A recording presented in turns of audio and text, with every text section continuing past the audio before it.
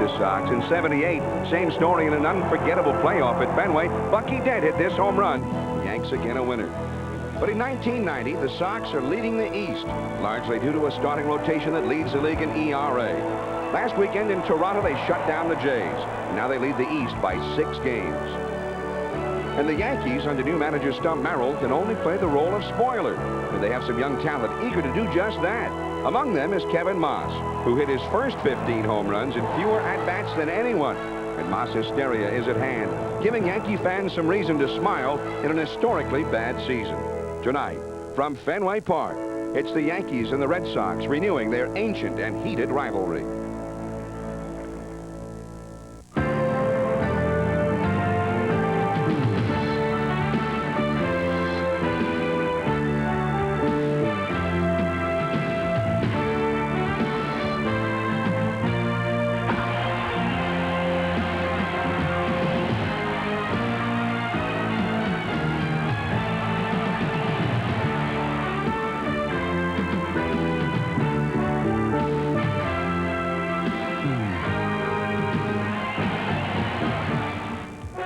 It's Fenway Park in September. ESPN Sunday Night Baseball. It's warm, it's humid, and the wind is blowing out. And it's the Yankees and the Red Sox in the pennant race.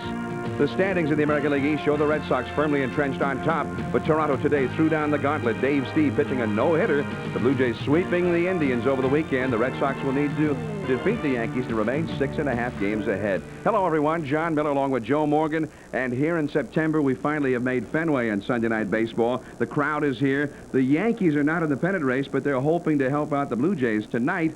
And for the Boston Red Sox, well, this is a ball club that has just put it all together, Joe. Well, they've had the best pitching, starting pitching in the American League. When you look at Boddicker and you look at Greg Harris along with Bolton and, of course, the Rocket Man, Roger Clemens, that is a great staff. But they've been led offensively lately by Ellis Burks, and all of a sudden Mike Greenwell is starting to show the power that he had before. So I think the Boston Red Sox are going to win the American League West. Yeah, Burks is 2 home runs in an inning the other day in Cleveland, 2 home runs in a game yesterday. Greenwell had an inside-the-park grand slam home run. Those kind of things have been happening lately. For the Yankees under Stump Merrill, they are going with youth. Well, I think the great thing about the Yankees since Stump Merrill took over, they're 26-26. I know you say that's not great, but they were 30-50 before that. And that shows you now when you get to 500, you have a chance to be a good ball club. And I think that's what the Yankees are trying to do. And they're going to find out about all these young players, and they'll know exactly where they have to go next year. Building for the 90s under Stump Merrill here, a New Englander. He's from Maine. The Yankees are hoping for better in the years to come, an age of lowered expectations. The Yankees and Red Sox, veteran Mike Witt will be going for New York, and the surprising left-hander Tom Bolton will be hurling for the hometown team. John Miller and Joe Morgan back at Fenway Park in Boston. A warm, humid night here with the wind blowing out. The Sears Diehards starting lineup now for the visiting New York Yankees. It's an all right-handed batting order. Roberto Kelly having a fine year. Leads off in center field. Steve Sachs at second base, the veteran. Rick Cerrone, the designated hitter. Steve Balboni bats cleanup at first base. Jesse Barfield, the Yankees' leading home run hitter, in right field. Rookie Jim Leyritz, a fine hitter, in left field. Second-year man Randy Velarde is at third base, batting seventh. Bob Guerin, a second-year man, is the catcher. And Alvaro Espinosa is the shortstop, batting ninth. And the defense for the Boston Red Sox will have Tom Brunansky in right field. Ellis Burks is the center fielder. Mike Greenwell plays the monster. Wade Boggs is at third. Luis Rivera is the shortstop. Jody Reed is the second baseman. Mike Marshall will be at first base tonight. And behind the plate, Tony Pena, and on the mound, left-hander Tom Bolton. A career minor leaguer, 28 years of age. He has stepped in and filled a void in a big way, 7-2, Joe. Well, we saw him a few weeks ago in Kansas City, and we were very amazed at how well his control was and how well he threw the ball that night. And he really kind of dominated Kansas City for most of the ball game. Fenway Park, it's a ball club that is unique unto itself, with many odd shapes and angles. Supposedly 315 down the line, 379 to deep left center field, 390 to straightaway center, and then the deepest part of the ballpark in what they call the triangle, 420, 380 to straightaway right field, and if you can hit it right down the right field line, only 302 feet. 37 feet high, actually 37 feet 6 inches high, is the big wall in left field. So here we go. Tom Bolton, who has struggled recently. His first 6 starts, He was something else. That's when we first saw him. He went 5-1, but Bolton in his last 3 starts has not had a victory. His ERA has been over 5, and he lasted only into the 5th inning in Cleveland the other night. Here is Roberto Kelly. We are underway, and a curveball misses for ball 1.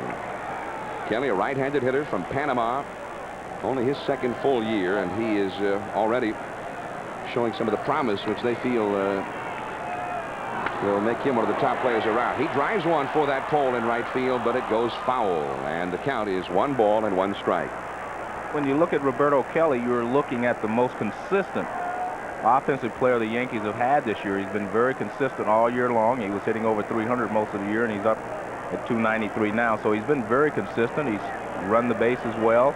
He's made a few mistakes on the bases, but overall, I think he's been a very good player for the New York Yankees all season long. He's still learning the game. Right. Got 33 steals, 3rd best in the American League.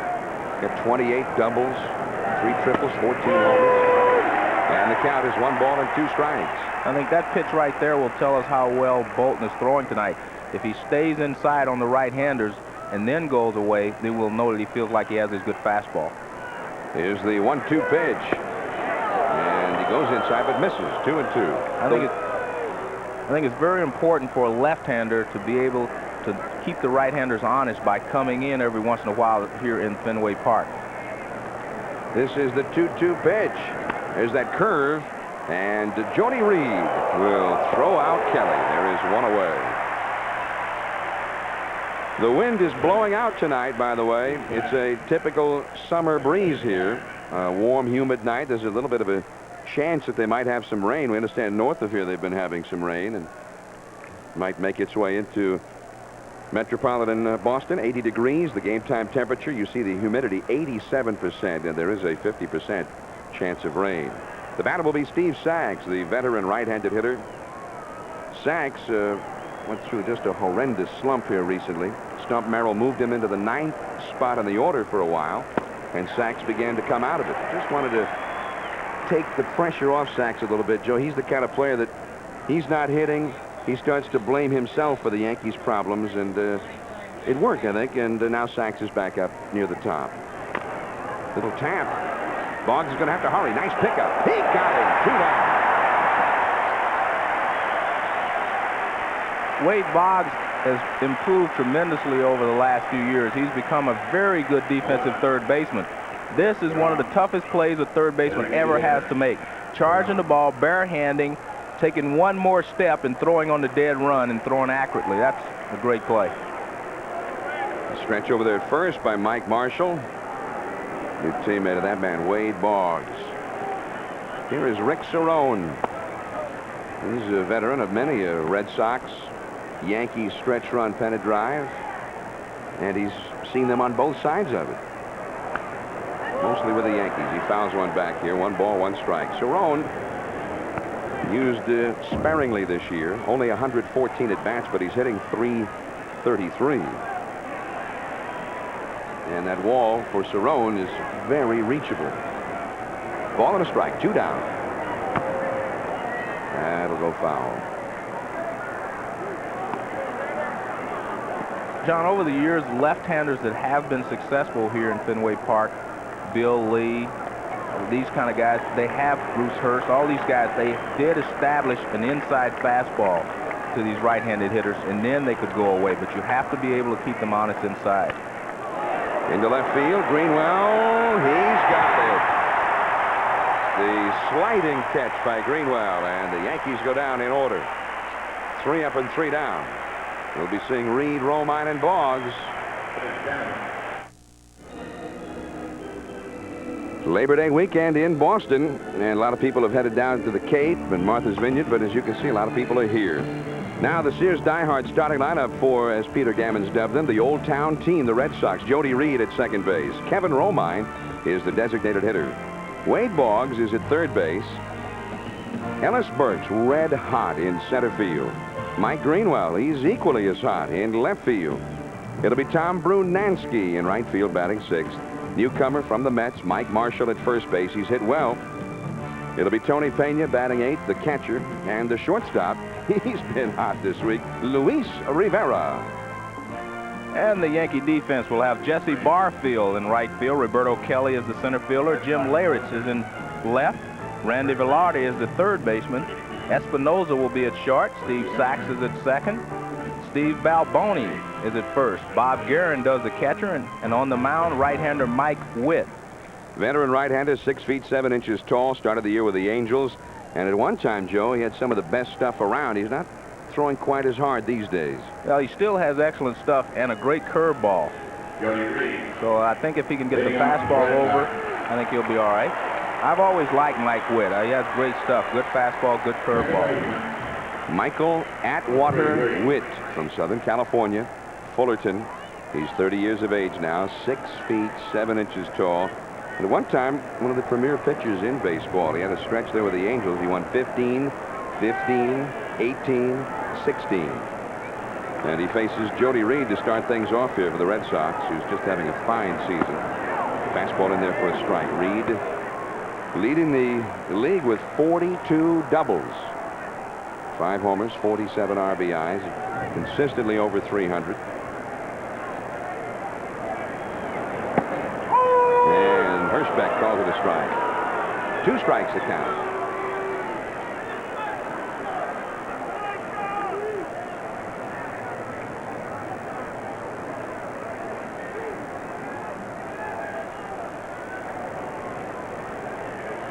Reed making Witt wait. Now he's back in there. And the 2-strike offer. Fastball just a bit outside. 1 ball and 2 strikes. Witt won his most recent start against the Baltimore Orioles earlier this week in Baltimore. When the year started, he was pitching out of the bullpen for California. The 1-2 pitch. That is fouled away. Reed, a tough man to strike out. He is struck out about once every 9 at-bats or so. Ball and 2 strikes. Reed out of Florida State University. And he says, hey, the only reason I'm here is because I work hard. He said, I don't have the greatest ability in the world. One of those dedicated performers. It was Joe Morgan who, when he came in a couple of years ago, put him in the lineup, and that's one of the reasons why. Jody Reed battles the count with Witt. And although he fell behind, he gets himself a base hit. Well, he's done a great job of hitting in the leadoff spot. The only minus he has as a leadoff man is he doesn't run or steal bases as well as you would like. But he does everything else well. He's a smart base runner, and he runs the bases very well. Hey, on this ball club, Joe, he's 2 out of 3 for stolen bases. That's one of the best figures on the team. That's true. In Boston, that counts as a pretty darn good speed. Here's Kevin Romine off the bench, role player. Giving Carlos Quintana the night off tonight. That's a called strike on the outside. Romine's only had 11 at-bats since the end of July. This is a guy, though, who also plays a role. He can go in and steal a base. He can play all over. Pretty good pinch runner. And he's hit well when he's had the chance. No score, last of the first. Witt looking Reed back at first base. Fenway Park jam-packed, and it will be jam-packed from here on. The ballpark with a listed capacity of 33,500. It's been SRO lately. 2 strikes to Romine. You know, when Mike Witt was with California, they felt like maybe one of his problems was that he had fallen in love with his curveball. He was throwing it too often. Right now, we see him using the fastball very well. You want a ground ball here in this situation. He's been throwing the sinker low and away. Time taken, a beach ball has come out on the field over by the third base dugout. A beach ball at Fenway Park. Somebody just got back from the Cape, I guess. 0-2 the count to Kevin Romine. Wade Boggs on deck. Here's Reed with his lead. Balboni on the bag with him. 2 strikes the count. That curveball is tapped foul. And that's a real good curveball. The ball breaks real sharp. The Boston Red Sox have won 9 in a row. That is the longest winning streak in the American League all year long. The White Sox had an 8-game streak earlier in the summer. The longest winning streak in the majors, the Mets, under Bud Harrelson. and an 11-game streak. The Giants and Reds over there also had 9-game streaks. The fastball is down and away. Red Sox under manager Joe Morgan, he's been weaving some of that Morgan's magic that you weaved for so many years. I think he stole it from you, Joe. You know, I think the first year he came here, a lot of things just fell into place for him. You know, they were about ready to explode anyway, and everything happened positively for him when he came. Now I think he has become the real manager that record indicated he would be. I think he is really in control of the ball club now. The guys respect him a lot more now than they did before, and I think that he's become a real big league manager. Like I said, I think the beginning was a little bit of luck involved. You know, you don't come in and win 19 in a row or anything like that. I don't care how good a manager you are. Red Sox, when he first came in after the All-Star break in '88, they won like 12 in a row and 19 out of 20. They had a 24-game Fenway Park winning streak. There goes Jody Lee. And Romine fights it off again. A couple of tough at-bats here at the very beginning against Mike Witt by Reed and Romine. Boston, as you see this graph here, they started off down a little bit and looked like they were going to have a lot of problems this year. Nobody really anticipated them being where they are right now. But you see that graph going up since the end of July. Well, I think the real key has been their starting pitching. A lot of people, you know, when you look at their staff at the beginning of the season, they say, yeah, Boddicker, they have Clemens, and then you start to wonder what they were going to do. They did have a good bullpen at the starting of the season with both Reardon and Smith there, but now both of those guys are out. That's a swing and a miss, but the ball getting away from Guerin, and Reed will go into second base. Romine tried to check, could not. The ball in the dirt. See how they score it. Well, Mike Witt, as I mentioned, has a big breaking curveball. Sometimes I think it breaks a little too much for his own good, but that's just a good one. That's a good, sharp breaking ball. Guerin tries to block it. You see, he's right in front of it, but I think the mistake he made was he tried to catch it. It hit off his glove, and that made it bounce away. You see a lot of catchers just drop their bodies in front of it and let the ball bounce into their chest protector, but it was a wild pitch. And here is Wade Boggs, man in scoring position. One out in the first, no score yet. And Wade Boggs. That's a strike in the inside. He kind of ran that one back in over the corner. Boggs has had 200 hits or more in each of the last 7 years. The only man in this century to do that. He needs 40 hits in the last 30 games this year to do it again for the 8th straight year. He's hitting .311 for the year. And it's a ball, one strike. Boggs with only 5 home runs, but he has 37 doubles and 73 walks. His on-base average right around 400 as usual. He feels like he swung the bat as well this year as he has in the past, but a lot of line drives going right at people.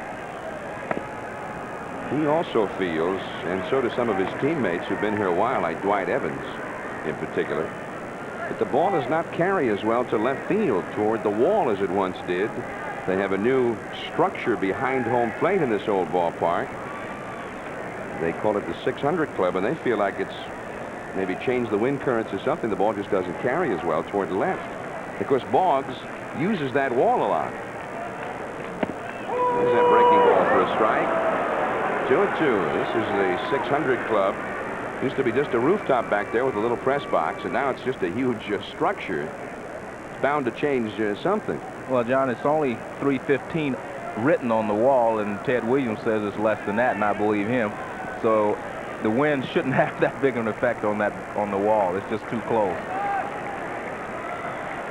2-2 to Boggs. Into left field for a base hit.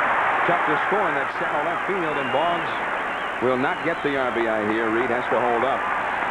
Layridge throwing it back. Fenway gives and Fenway takes away. That short left field makes it tough to score sometimes in a single to left if you're at second base. The left field is already in so shallow. Well, I agree with you. It causes takes a lot of RBIs away from some of your hitters. But this Boggs gets a high fastball. You see they're trying to stay inside on him. The ball works its way back out over the plate, and he lines it to left field. Watch how he stays back, and when he starts with his body, his hands go, and he just lines it to left field. that's about as good as you can do it. So he needs 39 hits now to get 200. You think he's going to make it? I think so. All right. If it was really almost anybody else but Boggs, I might have my doubts. First and third. Yankees infield, double play deck. Here's Burks. That's a base hit into right field. That will score, Reed. 1-0 Boston. Boggs stops at second. Ellis Burks with his 14th RBI in the last 12 games plus this one at bat. No matter what he does now, it turns out to be excellent.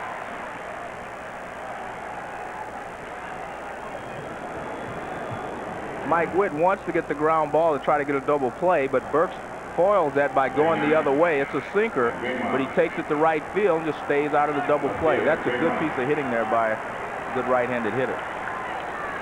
Ellis Burks, 6 homers, now 14 RBIs in the last 12 games plus this one. He's had 5 home runs in the last 6 games. He hit 2 yesterday. He became only the second Red Sox player in history to hit 2 homers in the same inning the other day in Cleveland. And here is Greenwell, speaking of hot hitters. Ball 1. Greenwell plagued with a bad left ankle for about a year's time. He has lifted that batting average to .288 by hitting .351 since just after the All-Star break.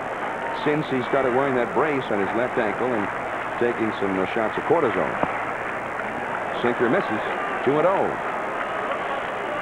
That's the brace that he wears on his left ankle.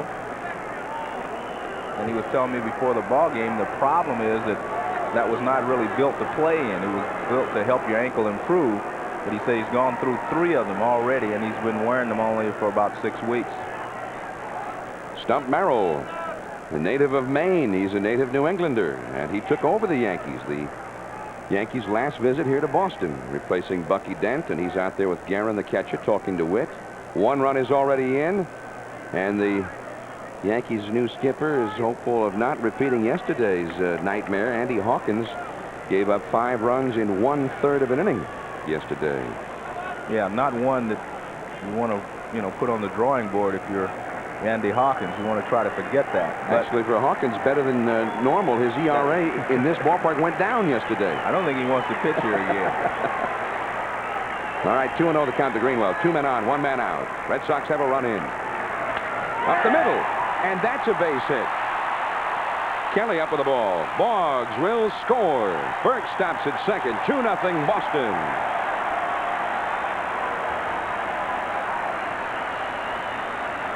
And now I think everyone is getting a chance to see why the Boston Red Sox are doing so well in the American League East. The middle of their lineup is as tough as you're going to find. When a guy has to face Boggs, Burks, and Greenwell, that's a tough combination. It's a fastball that's in the middle of the plate, and he lines it right back up the middle. It looked like Witt got a glove on it, but he couldn't slow it down. Right between his legs. Now here is Brunansky.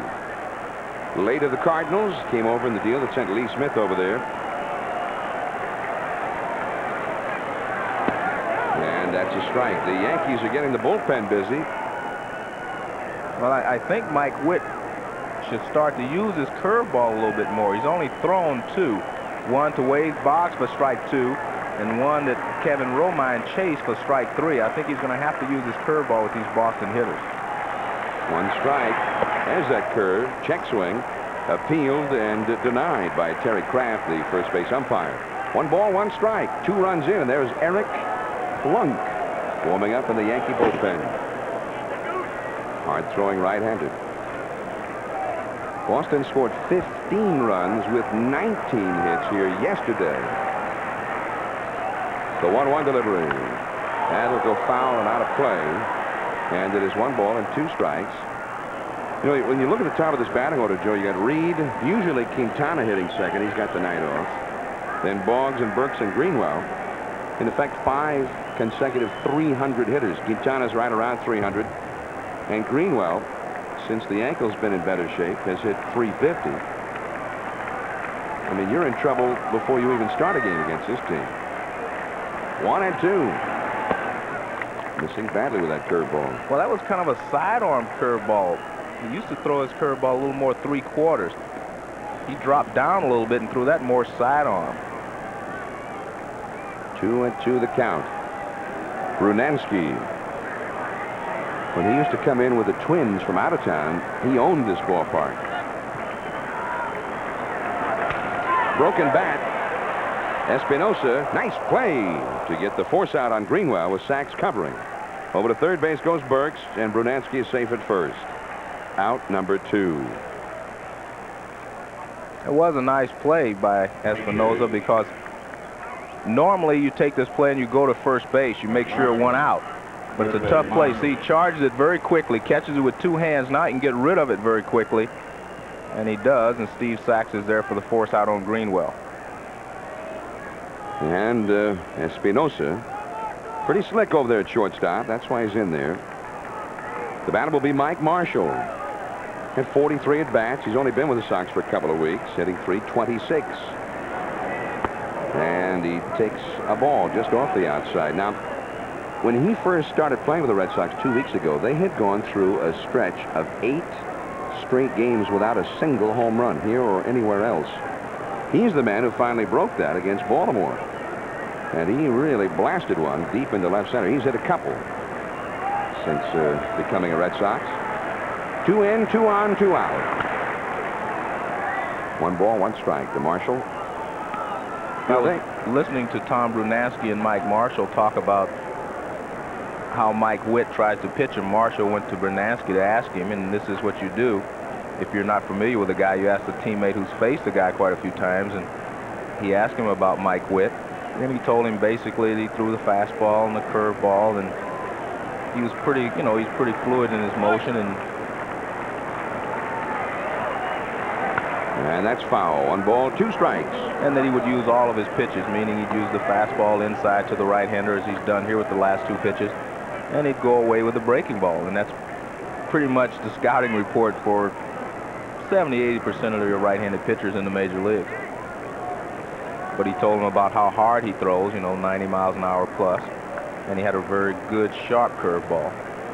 So was Marshall frightened by this? Or? I don't think so. He didn't seem to be. And Brunansky seemed a little surprised by that throw over there. He got back. Brunansky's done a little running. Of course, he ran a lot over in St. Louis. You had to Whitey run. Herzog, yeah. He played for Whitey Herzog. He's stolen 5 bases here for the Red Sox. He's been caught 6 times, though. And that's one of the better percentages, yeah. 2 down, and again, Brunansky back. What you're telling me is that the Red Sox are not a running ball club. Well, they've stolen 40, but they've also been thrown out trying 41. Yeah, you look at Ellis Burks. He's 9 and 9. And that's the best. Right. At least that's the most prolific base stealer. Perhaps that's not the right word, relatively speaking. There goes Brunansky. They got him hung up. Guerin will throw down to second. And now they've got Burks. And the tag is applied by Velarde, and that's the inning. Well, that's not the way it usually worked out in St. Louis. And now the Red Sox run themselves out of an inning. 2-0 Boston. ESPN is the first and last word for your football Sundays with NFL Game Day and NFL Prime Time, the hour-long Emmy Award-winning NFL Game Day. First to hit the field at a new time, noon Eastern, to give you television's most comprehensive look. That's football. We're talking baseball out here. Joe Morgan along with you're Joe Morgan. I'm John Miller. Joe, an interesting play to win that inning. Well, the Red Sox were trying a delayed steal, but you see Espinosa cut in front of the bag and fired over and got Burks at third. It was a delayed steal. Brunansky took off for second, stopped in the middle of the base path, and put the pressure on Guerin to make the play, and he made a good throw to Espinosa. And here is Steve Balboni. Takes ball 1. 2-0 Boston ahead for Tom Bolton. Balboni hitting below 200. And there's a called strike. 1 ball, 1 strike. Now, the Red Sox, not surprising to see them get a couple of runs right away. In their last 6 games before tonight, they've averaged more than 9 runs per game. That's the average.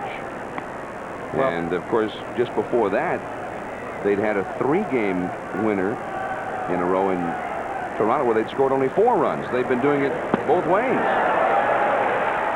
2-2. 3 straight shutouts at Toronto. And that was truly remarkable. And I think that really established confidence in the minds of the Boston starters. That really that established a lot of confidence in each one of those starters. Well, Balboni goes after that Bolton curveball and doesn't get it, and there is 1 away. Curveball, that's been the bane of his big league existence. And that's what this is, a curveball. As Bolton makes the ball break down and in, and Balboni just swings over the top of it. Right there. It's actually a ball. Most of the time when you see a guy strike out on a curveball, it is a ball. It starts in the strike zone and breaks out of the strike zone, and you chase it. A lot of big league hitters can hit the curveball when it's a strike. Jesse Barfield, he was hot there for a while. Last Sunday at Yankee Stadium, his club trailing in the 8th inning in the ball game, and Barfield came up right after Kevin Moss. While he was waiting in the on-deck circle, a fan shouted out, who was sitting right behind Barfield, to Moss, saying, "Come on, Kevin, do something. Trade bait is coming up next." Barfield got into a little discussion with a fan. He said he took it good-naturedly, but then he walked up to the plate, his old trade bait, and he hit a 2-run homer to tie that game. And then he homered in each of the next 2 ball games in Baltimore and had a hot week. Well, the Yankees should hire that fan to follow him around, right? He inspired him. Yeah, follow him around to every ballpark. Late July, Barfield was unhappy. He was being platooned there for a while. He went into a terrible slump. But he's hit the ball pretty well here in the month of August. And we're into September. He got him looking. Another strikeout for Bolton. 2 in a row. Well, that's a good fastball, and this one is over the inside part of the plate. And Barfield is just completely fooled. He thinks the pitch is going to be inside, but it's right on the inside corner. I mean, it's got a lot of the plate. Good pitch. There is Jim Leyritz, rookie, pretty good hitter, and he can play just about everywhere, hitting .270. And it's a ball. 1 ball and no strikes. 2-0, Boston ahead, top of the 2nd, 2 down. Leyritz can catch. He can play third base, first base, all around the outfield. And, of course, he played for Stump Merrill down there at Columbus. And Greenwell got that one. He kind of battled it, but he was able to stay with it. And the Yankees go down in order again. We go to the last of the 2nd. 2-0 Boston. John Miller and Joe Morgan from Fenway Park. The Red Sox 2, the Yankees 0. In the last of the 2nd, Mike Marshall was at the plate when the Red Sox tried that double steal, which kind of blew up. So he'll try it again against Witt. Fouls one back, out of play. 1 strike to count. Talking about the Red Sox and their offense since Monday, the great pitching last weekend in Toronto, and what has people around here thinking this is truly a special year for Red Sox baseball. The last time that a Red Sox team pitched 3 consecutive shutouts on the road, that ball is foul. The last time was 87 years ago, 1903. The Red Sox weren't even called the Red Sox, and they were the Boston Pilgrims. And the winner of the 3rd shutout in that streak was named Cy Young. 511 Cy Young. 511 victories. Right. And that was one of them. Witt, you got plenty of time to get Marshall. And there is 1 away. 87 years later, they do it again. You may have noticed the black armband being worn on the left shirt sleeve by the Red Sox personnel. And that is in the memory of the late Tony Conigliaro, one of the most promising rookie players and young players, not only in Red Sox history, but Major League history. And his career was cut short, and then his life was cut short. And Tony Conigliaro tragically passed away this past winter. And this coming Friday night, they will have Tony Conigliaro night here at Fenway Park in his memory. This is strike 1 to Tony Pena. Tony Conigliaro and I were in the instructional league together, 1963, and we spent a lot of time there together. And I knew right then he was going to be a big leaguer. I mean, he could really swing the bat well. He could hit the breaking ball and the changeups better than any young player I'd ever seen. And then he was coming here to Boston with the short porch. I knew he was going to have a great career, and he did, even though it was short. I mean, he was setting records. You know, he was hitting home runs at a pace that had not ever been done before at that young an age. So came in as a teenager. Very tragic. Hit over 20 home runs when he was 19. Into right field. Far field. Plenty of room out there. If you hit it right to the foul pole, you can get a cheap one. It's only 302 to the foul pole. But if you hit it maybe 10, 15 feet off the foul pole, as that one was, you've got to hit it a ton. You have to hit it farther here than in any other ballpark. There's the right field pole. They called it Pesky's pole here when Johnny Pesky used to get his 200 hits a year. Might hit 1 home run a year. Was always at that foul pole. But then you see it goes out all of a sudden. Then out in right center, the deepest part of the ballpark. You have to hit it to the right of that yellow line to get a home run out there. And you have to crush one to get it out in that part of the ballpark. That's just to the right of straightaway center. Then that big wall in left field, if you hit it to the right of that yellow line, it's also a home run. The wall in straightaway center is only 17 feet high. Rivera, the hitter. And Velarde's got it. And just like that, the Red Sox are retired. A much quieter second inning. We've played 2. It's Boston 2 and the Yankees nothing. The ESPN Baseball Tonight pennant chase features a Labor Day triple header. It all begins at 1:30 p.m. Eastern when Len Dykstra and the Philadelphia Phillies meet top Eastern Division contender Pittsburgh and Barry Bonds. Then at 7:30, it's the world champion Oakland A's and Jose Canseco meeting the streaking, red-hot Boston Red Sox from Fenway Park. And it all ends with the slugging San Francisco Giants and Will Clark meeting Tony Gwynn and the San Diego Padres. And we'll be here at Fenway for that 7:30 ball game tomorrow. John Miller, Joe Morgan, and perhaps a preview of the upcoming American League Championship Series.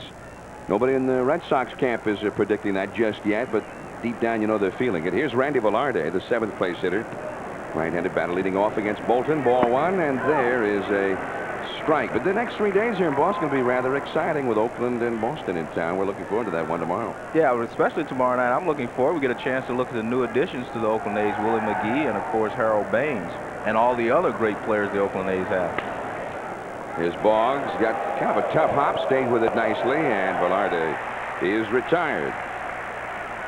Over in the West today, Oakland was a winner, beating Texas 4-2. Mike Moore won again. Eckersley got his 41st save, and Harold Baines hit a home run. Meanwhile, Chicago lost. Alex Fernandez, that rookie out of Miami, pitched a heck of a game, but Jack Howell hit a home run. And so the White Sox are again 6.5 back of the Oakland Athletics. Here's Bob Guerin now with 1 out. Oakland tomorrow night. Truly exciting, though. I mean, you get a guy like a Willie McGee. You had the feeling from what I read in the Chicago papers that the White Sox are kind of down on this. The fact that Oakland got so many fine players all of a sudden as Guerin takes ball 1. One of the quotes out of the White Sox clubhouse was, well, who else they get? Viola? Well, I think there was a real blow to the White Sox when these guys were acquired by Oakland. I mean, if you're the team chasing Oakland and you say, well, hey, we got a chance now, and then all of a sudden you look up and they add 2 all-stars. I mean, 2 real pro players to their ball club, guys that can help them down the stretch. You have to be disheartened. Even here in Boston, there was talk in the papers that some of the Red Sox players were disheartened or disgruntled that Oakland could make a couple of blockbuster deals, and yet here the Red Sox, although they got the middle reliever Larry Anderson, who should be a big help, weren't able to make that big deal. But at least they have the big cushion.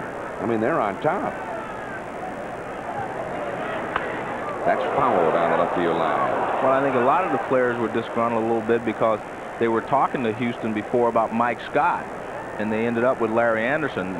Larry Anderson is a very fine pitcher and a very good setup man, but Mike Scott is one of the best pitchers in all of baseball, and they felt like if they could have acquired him, it would, you know, cement their place in the American League East. But I still think that Oakland is just a special case. They have a lot of quality players in the minor leagues. They can make deals that other people can't afford to make. That's foul, 2-2. And also some talk that some of the other owners around, as you see Larry Anderson sitting out there in the right center field bullpen, his new place of business. He's kind of a character, too. He is. But the Red Sox, even without those people, their pitching staff is not hurting right now.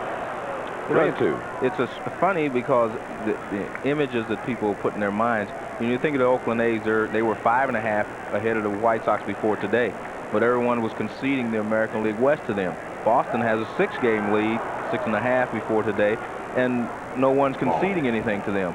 I don't, you know, it's an impression that you get that Oakland is such a strong ball club with their pitching, with their hitting, that they can win. But no one has that impression of the Red Sox right now. 3-2 to Guerin. And Bolton misses, and that is the first Yankee to reach base against the left-hander. So Guerin trots to first. The batter will be Alvaro Espinosa, the 9th place hitter. Well, the Red Sox have not the easiest schedule. They've got Oakland in here the next 3 ball games, and they still have to go to Chicago. They can play the White Sox 4 times at Comiskey Park, and they've still got to face Toronto. The Blue Jays come in here the final weekend of the season at the end of September, and of course they also have to confront their own history. In the shallow right field, and caught by Brunansky. 2 down. Guerin holding it first. Mike Ferraro right alongside. I think the Toronto Blue Jays are going to have a lot of problems until George Bell gets back. And if he doesn't come back swinging the bat real well, it's just going to be tough for them. Well, Fred McGriff hit 2 more homers today. Hit 4 the last 2 days there. Went 5 for 5 last night. 2 homers today in helping Dave Steed pitch his no-hitter. And you see the standings now. The Blue Jays winning some big ball games in Cleveland. Of course, they went in there just after Boston had swept 4 in Cleveland. Roberto Kelly pops it up. Marshall, does he have room? Nope. Well, he had room. Yeah, he had room. He just misjudged it. The wind's blowing out. Well, it looked like the ball may reach the seats, and I think that's what Mike Marshall was thinking. He was trying to get as close to the seats as he could. The ball, and now he knows the tarp is there, so he's trying to get as close as he can to the seats. But look, the ball bounces behind him and not even against the tarp. Could have made that play. Should have made that play. He's used to having a little more room to maneuver in foul territory. Fenway does not give you much room over there. Ball 1 to Kelly. Kelly grounded to second his first time. 2-0 Boston.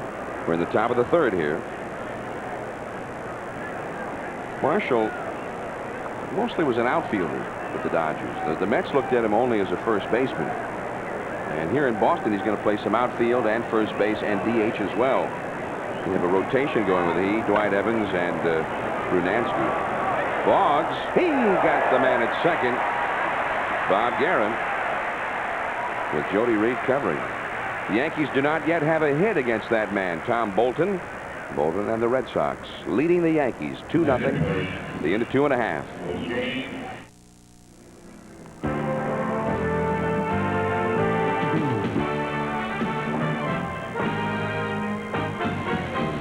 Sunday night baseball from Fenway Park. Labor Day weekend, 2-0. Boston leading. Top of the order coming up. Don't forget Tuesday night baseball tonight, a doubleheader. The first game right here from Fenway Park, the world champion A's and the first place Red Sox.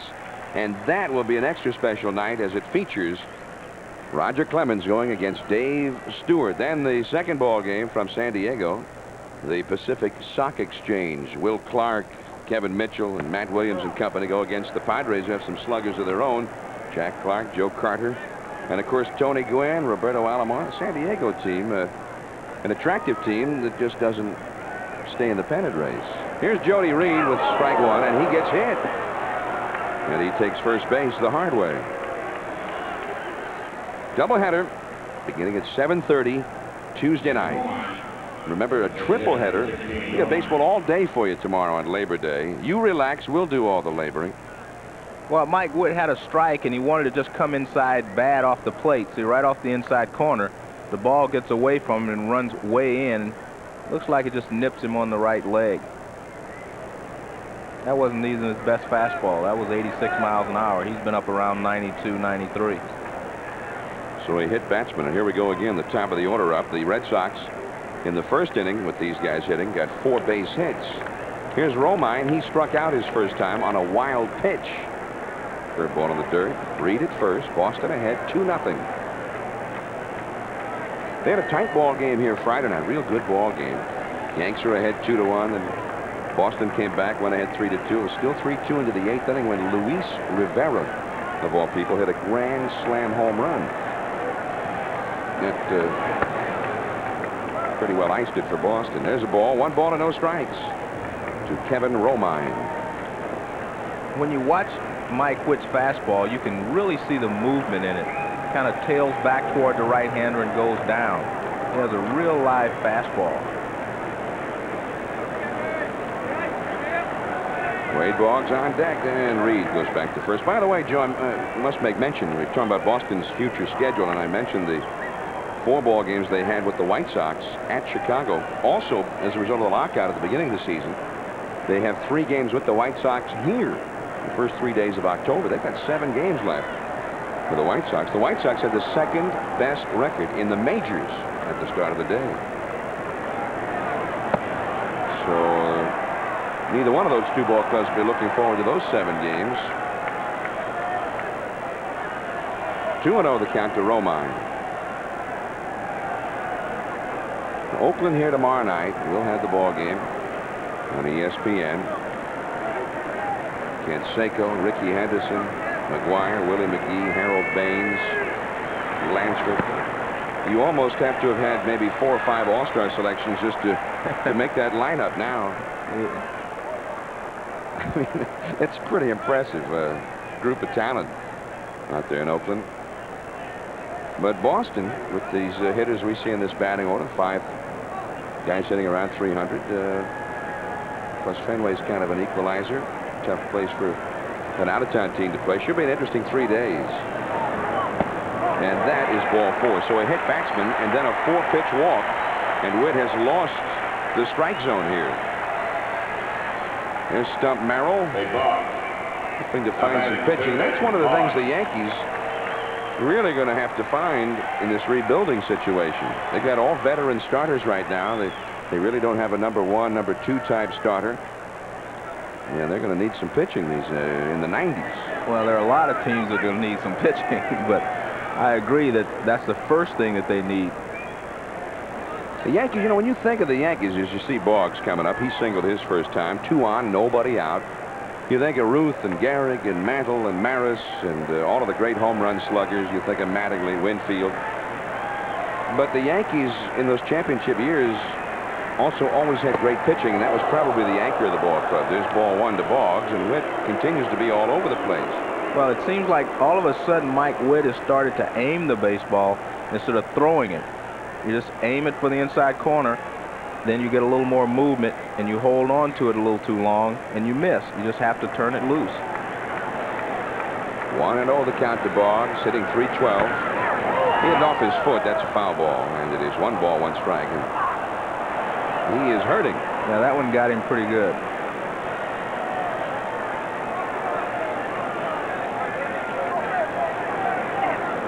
He's in considerable pain, as evidenced by the reaction there. This is a left-handed hitter does this more than the right-handed hitter, because he swings at the low and in pitch more than the right-hander does, and he just hits that right off the top of his right foot. You see a lot of left-handed hitters wearing shin guards over their right ankles and their shins, because they will chase that inside pitch because they hit it so well. And if you get the top of it, you will foul it off your leg or off your foot. 1 ball, 1 strike, 2 men on, nobody out. 3rd inning. It is 2-0, Boston ahead. Fenway Park. Witt. Boggs hits it foul down the left field line. It'll go back out of play. 1-2. Fenway Park. Jam-packed Sunday night baseball. Next week will be at Wrigley Field, by the way. We're seeing all the historic ballparks here late in the season. Detroit last week, Fenway this week, Wrigley Field next Sunday. Tonight, the Red Sox and Yankees. I've never seen a night game at Wrigley Field. I'm looking forward to that. Not many has. 1-2 to Boggs. Reed at second. Romine at first.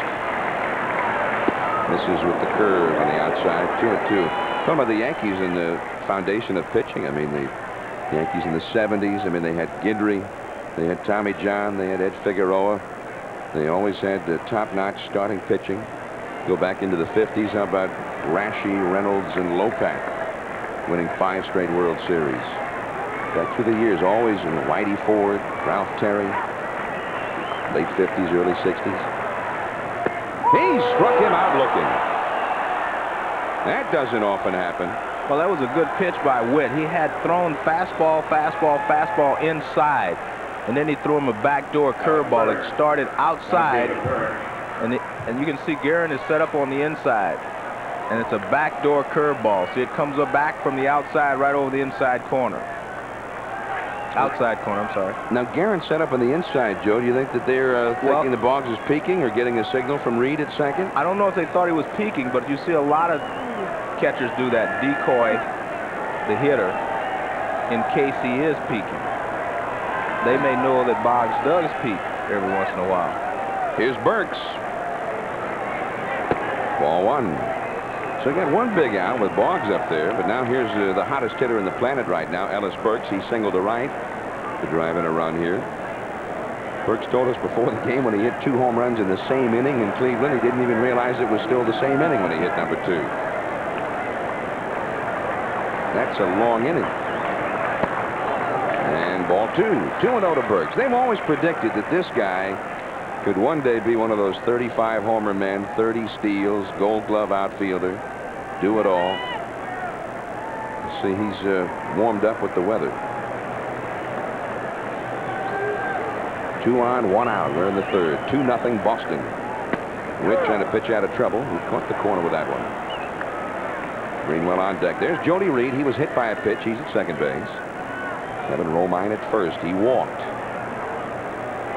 Chance here for the Red Sox to open a very comfortable lead, and for Mike Witt, perhaps a key sequence here against the big hitters to try and keep his club in the game early. Just down the corner, strike 2. I think the thing that's most surprising to me, John, is the fact that Mike Witt has good stuff tonight. He's got a good fastball, and he always has the good curveball, and he's struggling. That tells me that there's something missing here, his concentration maybe, or something like that, because he hit one guy, he walked the guy. Now he's made great pitches to Wade Boggs and to Ellis Burks. So he is capable of doing it. He's just not doing it consistently well tonight. I think, Joe, it's probably the glare of Sunday night baseball. Joe Morgan sitting up in the booth. He wants to make a good impression, Joe. He already has done that with me. I've been a Mike Witt fan for a long time. Mike Witt, remember in the '86 championship series here in Fenway, he came in with the Angels and he just shut down the Red Sox at the first game of that series. 3-2 the count, and Burks fights it off. And that was a good description. He fought that pitch off. Nothing else he could do with it. It was an excellent pitch from Mike Witt. Sinker right over the outside corner, and Burks just spoils it. That's a sign of a good hitter. If you can fight those pitches off with 2 strikes, and then you hope the guy makes a mistake with the next one. 3-2. Witt. He's in a dangerous spot right now, trying to regain his balance. And Burks was able to battle that one as well. Out of play. If you can go 3-2 on a hitter and hit the outside corner with 2 consecutive pitches, why can't you throw Kevin Romine a strike and walk him, instead of walking him on 4 straight pitches? So that says that maybe his concentration is wavering out there, because, like I said, he has good stuff. 3-2 to Ellis Burks, who's also giving Witt a very tough at bat here. Reed at second, Romine at first, 1 out. The pitch on the way, and he walked him. And you see the reaction by Witt. He's angry, upset with himself. The bases are loaded. The Red Sox don't even have a hit in the inning, but they're loaded. And here is Greenwell In this situation yesterday, he hit an inside the park grand slam. Tonight, he has a single and a run batted in. He is 1 for 1. And here comes the bull. Yeah, Bill Billy Connors. Yeah. Former pitching coach in Seattle under Dick Williams. Pitching coach with the Chicago Cubs. Former big league pitcher. And Eric Plunk gets up in the bullpen again. And number 6 there, Steve Sachs, Guerin the catcher, and Connors out there. Boston with the bases loaded, 1 out. What they'd like to do is get a double play ball here and get out of this inning. Well, he's throwing a good sinker, so he can get the ball on the ground for the infield. He's just been a little bit erratic this inning. He's made a lot of great pitches this inning, but he's made a lot of poor ones. This inning, these first 3 innings, like the Yankee season, it's been a struggle. You see Witt, almost as many pitches out of the strike zone as in. And here is Greenwell, the infield double play deck. Reed at third, Romine at second, and Burks at first, and the Fenway crowd comes alive. Strike in the outside corner. He wanted that one, and he got it just on the corner. 0-1. Greenwell's grand slam, as you see the panoramic look, he hit it right along that first base line. Down the right field line, Barfield hit the railing in the corner, went by him, and 4 bases, 4 runs. One writer felt that if Mattingly had been over there, he might have turned it into a double play. Here's a look down there. If you hit it to that foul pole in the corner, instead of the wall curving out or angling out, it just keeps on going out. But when Barfield hit the wall, twisted his knee a little bit, and he couldn't chase the ball. But you mentioned that one writer said if Mattingly would have been there, he would have turned it into a double play. It shows how smart Greenwell is. He hit it when Mattingly wasn't there. Shows how things have been going for Boston, too, lately. 2 strikes. Had a lot of sinking action on it. One other observation on watching Mike Witt, maybe he's trying to be a little too fine. You know, he's making perfect pitches on the outside corner, but maybe he doesn't need to go every pitch on the outside corner. He has good enough stuff that he can throw it in the strike zone. Some will tell you that Fenway tends to do that to pitchers. And it's knocked down by Witt, and he gets the out at the plate. That will be it.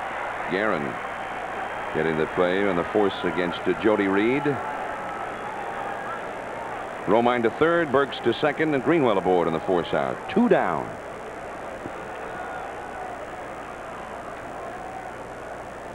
Well, Witt throws a fastball, and it's sinking away from Greenwell. He hits it right back up the middle, and Witt just gets his arms and gloves and everything on it. He knocks it down, and he takes his time and makes a good throw to the plate.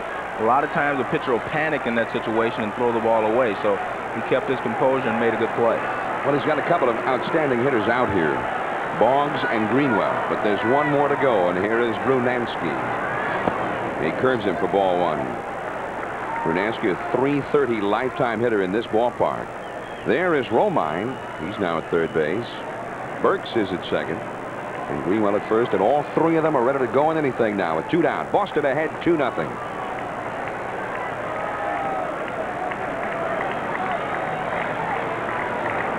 Nice save by Guerin. 2-0. They say after Mike Torres gave up that home run to Bucky Dent in the '78 playoff that Fenway, he just could not be the same pitcher. He was always a very aggressive pitcher. He became a nibbler at Fenway. Never had much success after that. Well, I don't think there's any doubt that the ballpark and the wall causes a change in players, not just the pitchers, but the hitters as well. A hitter stands in that batter's box, he sees that short porch, and he becomes a different hitter. He tries to pull the ball too much. And I think that's one of the reasons that Boston is so successful here. The players know how to handle that wall. 2-0 to Brunansky. Big pitch. 3-0. And there's nowhere to put him. The bases are loaded, and Mike Marshall, another right-handed slugger, is on deck.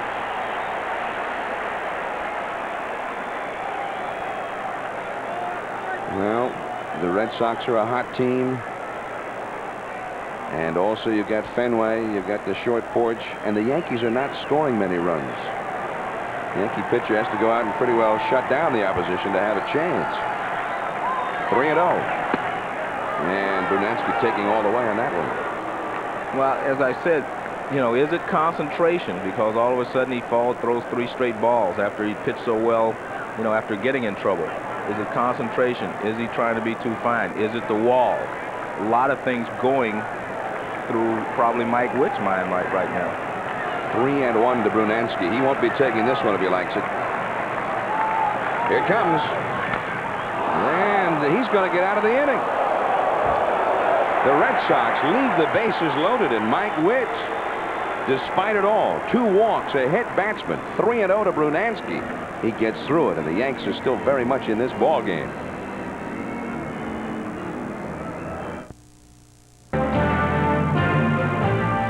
ESPN Sunday Night Baseball, brought to you by Budweiser, the king of beers. Remember, know when to say when. By Northwest Airlines, committed to getting you there on time.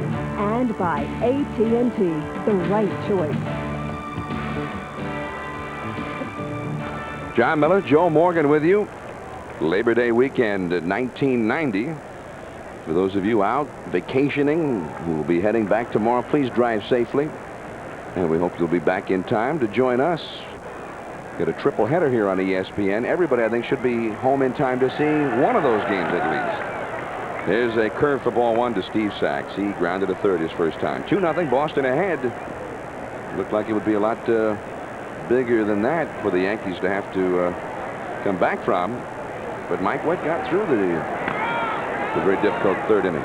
That was much like what was happening to the Red Sox earlier this year. They were stranding a lot of base runners and not getting key hits.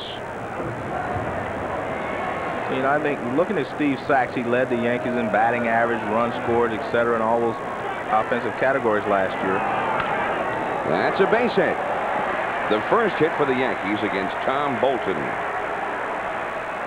Well, I think one of the problems has been that he doesn't have Mattingly, he doesn't have Winfield and those other guys in the lineup anymore, and I think maybe he's tried to do a little bit too much. You know, a lot of the pressure has fallen on him to try to compensate, and it's been just pretty tough for him. Well, Mattingly is here tonight. He's been taking batting practice. He took BP again tonight for the 3rd straight night. He says he feels good. He says he'd like to get in maybe before the year ends and maybe get into 8 to 10 ball games. Cerrone fouls it off. He lined out to left his first time just to show himself that he's ready and healthy to do it, so that he'll know that going into the long winter. Otherwise, he says the winter would be unbearable, not knowing if he's really healthy enough to get back in there come spring training. Go through all those months wondering. Well, I went through the same situation once, so I know exactly what he's talking about. And when I talked to him before the game today, I told him that was a good idea. I was out the entire season, I guess, in 1968, and I didn't play any ball games over the winter. I was just wondering if I was ever going to be able to play again, or if I would be as nearly as good a player as before, etc., etc. I had a knee injury. I wanted to get into some games the last couple of weeks to find out for myself, but the team didn't want me to, so I didn't. So I spent the whole winter worrying whether my career was over or not, so I know exactly what he's talking about. Boggs gets that one. There's one. 3-2. A double play. Boggs to Reed to Marshall. 5 to 4 to 3. 2 down and nobody on. Well, as I mentioned, Wade Boggs has become a much better third baseman. Watch, he catches the ball, gives it to Reed real quickly. This is the thing I like. See Reed come across the bag and make the throw. A lot of guys now get right at the bag, straddle the bag, and throw to first base. That gives the runner a target when he's coming to second base. And a longer throw from the third baseman, you need to come across the bag a little bit. Boney, who struck out his first time, takes ball 1. Tom Bolton. Story in the Boston Globe that Red Sox scout George Digby is the man who signed Bolton back in 1979. That's a foul, and he had sold his Cadillac and wanted to go from his home in Florida to Nashville to buy a new one. And he tried to figure a way that he could make the trip but write it on his expense account with the Red Sox. And he saw in the paper that Bolton was going to be pitching a high school game, so he had his justification. 1-2 to Balboni. Went to Nashville, saw him pitch, bought his Cadillac. He says if he hadn't needed to buy a new car, he never would have found Bolton. Nobody else was much interested in him. He was a 20th round pick and a long-time minor leaguer. He has really had to persevere. He's gone through a lot of things. Family business down in Nashville, Bolton's Cabinet Shop in Nashville. He worked there since he was 8 years old, and at one time in the mid-'80s, he was so discouraged about ever making the big leagues, he decided to retire. And Ed Knottle, who was the manager at Pawtucket in AAA at that time, talked him out of it. And Bolton's here now on the big stage in the show, and he strikes out Balboni again with a curveball. And this is what Bolton has been giving the Red Sox in the second half of the year.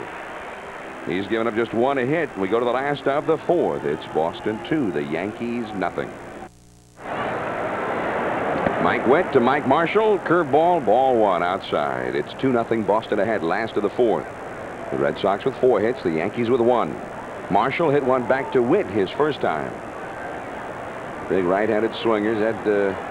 Had one great year in Los Angeles, 1985, but he's been racked with injuries. And Bob Ryan of the Boston Globe, columnist, said last week, Mike Marshall is not a ball player, he's a biblical curse. He was born at the convergence of trouble and pestilence. He says you can divide Marshall's medical chart into 2 categories, injury and illness. That's a fair ball. Tough play for Velarde. Got him. Nicely done. But he likes Marshall. Oh, he does. I'd hate to see what he would say if he didn't like the guy. Marshall chops this fastball down the third baseline. Good sinker from Witt. Velarde has to charge it quickly. Marshall doesn't run as well as he did before. He's had back problems, etc. So he's able to get him at first base. That's what Ryan says on the backside. Injury problems in 86, 87, and 89. He had the removal of a nerve in his left foot in 84. A wart on his left index finger that required surgery in 87. A wrist problem in 87. Then on the illness side, an appendectomy in 85. And duodenitis this year. Had him on the DL while he was with the Mets. And he likes him. Ryan says, clearly, we are not discussing the next Cal Ripken. But he does like him. He thinks Marshall's a very good addition to this ball club. And there's a strike. 1 ball, 1 strike. This is Tony Pena, who flied to right his first time. Sometimes you might wonder that maybe that's why some players do not talk to writers every once in a while. Can you imagine waking up reading that one morning if you're Mike Marshall? Well, Marshall would be the first to admit he's had problems with injury and illness. When he has had the healthy season, he's produced in a big way. He's always been a run producer. Good RBI man. Ball 2 to Pena. 2-1. 2-0. Boston ahead, last of the fourth. Tony Pena, as we look at the Yankees pitcher, Mike Witt, you say Pena has just been a godsend to this Red Sox pitching staff. He takes charge out there. You say when he calls with a runner at third on the big spot in the game, he calls for a fork ball in the dirt, a slider in the dirt. He calls for it knowing that he's going to catch it. You can see him working with his finger there, the thumb of his right hand. That's been a big problem for him. That's the reason his batting average has dropped down. He was hitting over 300, and Tony was blocking the plate, and Candy Maldonado ran into him. And it goes right past Velarde. The in-between hop. He kind of rocked back on it. The ball played to him, and Pena is aboard. We'll see how they score that one. Well, one of the things that you do as a third baseman, and obviously the great Brooke Robinson did so well, is you don't let the ball play you. You attack the ball. Very few third basemen have the ability to attack the ball. That means he should be going in right now instead of backing up. And when you back up, your reflexes have to be awfully sharp to catch that little in-between hop. Here is error on third baseman. E5, yeah. And Pena is back. Pena, though, one of those fellows does not seem to be troubled by the fact that he's been playing hurt all this time. No. He knows the average is going to go down, but just whatever it takes to win. And that's why he is a leader. That's why they rally behind him. They pitch out, but Pena's not running. If you remember last year, Mike Greenwell was very critical of his teammates. They had a fight once, and most of them didn't go out to help. Tony Pena got into a scuffle earlier this year, and everyone went to his aid. So that shows right there how they rally around him, and they know how important he is to their ball club. and they want to show him the respect that he deserves. That's a double play ball. Espinosa to Sachs to Balboni. 6-4-3. Double play, and the Sox, who have hit into more of those than any team in the majors, go down at the end of 4. Red Sox 2, Yankees nothing. Boston 2, the Yankees nothing. We go to the 5th inning at Fenway Park. The ending double play was a thing of beauty. Perfect ground ball for the double play. Nice underhand feed by Espinosa. Sachs knows he has plenty of time, so Tony Pena runs out of the line. He has a clear shot at first base. That's your perfect 6-4-3. Now Jesse Barfield, who'd like to hit that perfect number 21 up onto the net above the big wall at left field here. Barfield, 20 home runs. Tom Bolton curves him, and he swung at it. Strike 1. Well, he struck Barfield out with a good fastball on the inside corner his first time up, and I think Barfield was looking for a fastball there, so he chases the breaking ball. That's the trouble when you guess or look for pitches sometimes. If they throw the other one, you end up chasing it because you weren't looking for the break in the ball. You were looking for a fastball. It starts there, and you think it's going to stay there. All of a sudden, the ball disappears. That is just a high fly ball. Greenwell had started back, and he calls off Rivera and makes the catch. 1 away. That's Stump Merrill of the New York Yankees and Joe Morgan of the Red Sox. They have a couple of things in common. Merrill spent 14 years in the Yankee organization. He's a minor league manager the last 10 years in their organization. Joe Morgan has had 17 years in the Red Sox organization, 9 years as a manager at Pawtucket, and 7 years as a manager before that. So these are two organizational men who have done a great job, and they're both doing a great job now in the big leagues. And two native New Englanders. Merrill from Maine has a ball to Jim Leyritz, right-handed hitter. He lined out to left his first time. Morgan from Walpole, a suburb of Boston. And that's the ball. He said the biggest salary he ever made as a minor league manager was $23,000 a year. He said, though, he started out at $14,000. Says they gave him regular raises over the years, and he said it was not big raises. He used to tell him when they give him a few $100 raise, so you know the price of soap has gone up too. Well, you know, John, 23,000 was 23,000 years ago now. Well, it wasn't that many years ago. Wasn't that many years ago? Okay. I mean, he's been the manager of the big league since '88. This is back just a few years ago. You know what? It makes you wonder, though. You say to yourself, okay, Stump Merrill has been in the Yankee organization all these years. He wasn't good enough to manage in the major leagues before, but now he is. Or Joe Morgan, the same way. I mean, I think it proves that you have to be at the right place at the right time for things to happen for you. That goes both as a player and a manager. I mean, you know, there's a certain amount of luck involved in everything you do. You know, you can be the greatest hitter ever, but if you don't get the opportunity, no one knows that. Yeah, or if you play in the Astrodome, maybe. Right. Randy Velarde. Here's Randy Velarde now. Leyritz with a walk. Those are the numbers that have been retired in the long history of the Red Sox. Number 9, Ted Williams. Number 4, Bobby Doerr. Number 1, Joe Cronin. Number 8, Yaz, Carl Yastrzemski. And as Dan Shaughnessy points out in his new book that came out this year, The Curse of the Bambino, how the Red Sox and Yankees' fortunes have always been intertwined since that fateful day when Babe Ruth was sold to the Yankees by the Red Sox. The last time the Red Sox ever won a World Series, Babe Ruth was with them as a pitcher, was September the 4th, 1918, which you could also write out as 9/4/18. Talk about a coincidence. Yeah. Now, the Red Sox were the dominant team in the American League from the early part of the century through 1918. And then they sold Ruth to the Yankees. The Yankees have won 33 pennants and 22 World Series since then. The Red Sox have never won a World Series since then.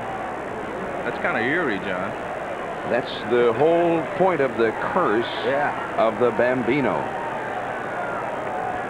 1 ball and no strikes, the count to Velarde. Well, I think most people really forgot about the fact that Babe Ruth paid for the Boston Red Sox. You know, most people think of Babe Ruth with the Yankees, even as a pitcher with the Yankees and a hitter with the Yankees. They forget about his term here with the Boston Red Sox. Well, and not only did he start his career here as a pitcher, he, for a long time until Whitey Ford of the Yankees broke his record, had the World Series record for shutout innings, which he was, many say, most proud of that record. That's a base hit for Velarde. And Leyritz will stop at second, the second hit of the game for the Yankees. But Ruth also finished his career in Boston with the Boston Braves in the mid-30s. The catcher.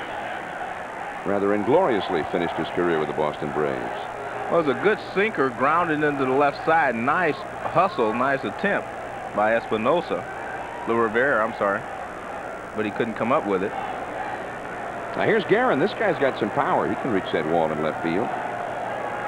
You know, Joe, you were talking earlier about Bolton, left-hander coming inside in this ballpark. Whitey Herzog said one of the reasons that he liked John Tudor and brought Tudor to the Cardinals was the memory of him pitching in this ballpark, having success and not being afraid to come inside. Same with Bobby Ojeda, who then went to the Mets and had great success.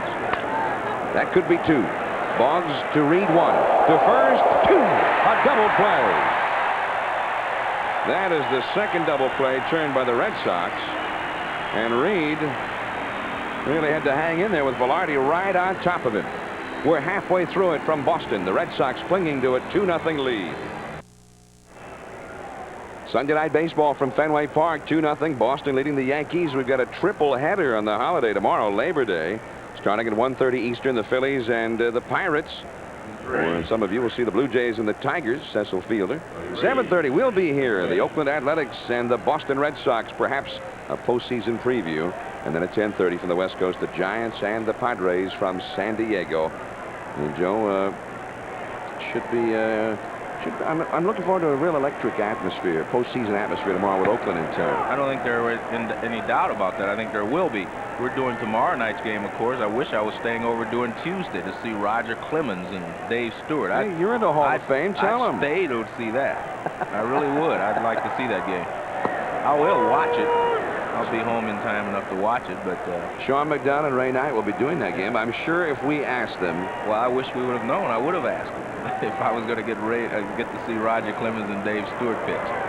Well, we'll see it right here on ESPN. And Jody Reed strikes out on 3 pitches earlier, a single and a run, and then hit by a pitch. But this time, Mike Witt makes short work of him, and Mike Witt has been a different pitcher since he got through that 3rd inning. Well, sometimes you need that to wake yourself up. This is a breaking ball that starts even a little bit off the outside corner, but it breaks sharply away, and Reed with 2 strikes on him is just trying to get a piece of it, and he can't do so.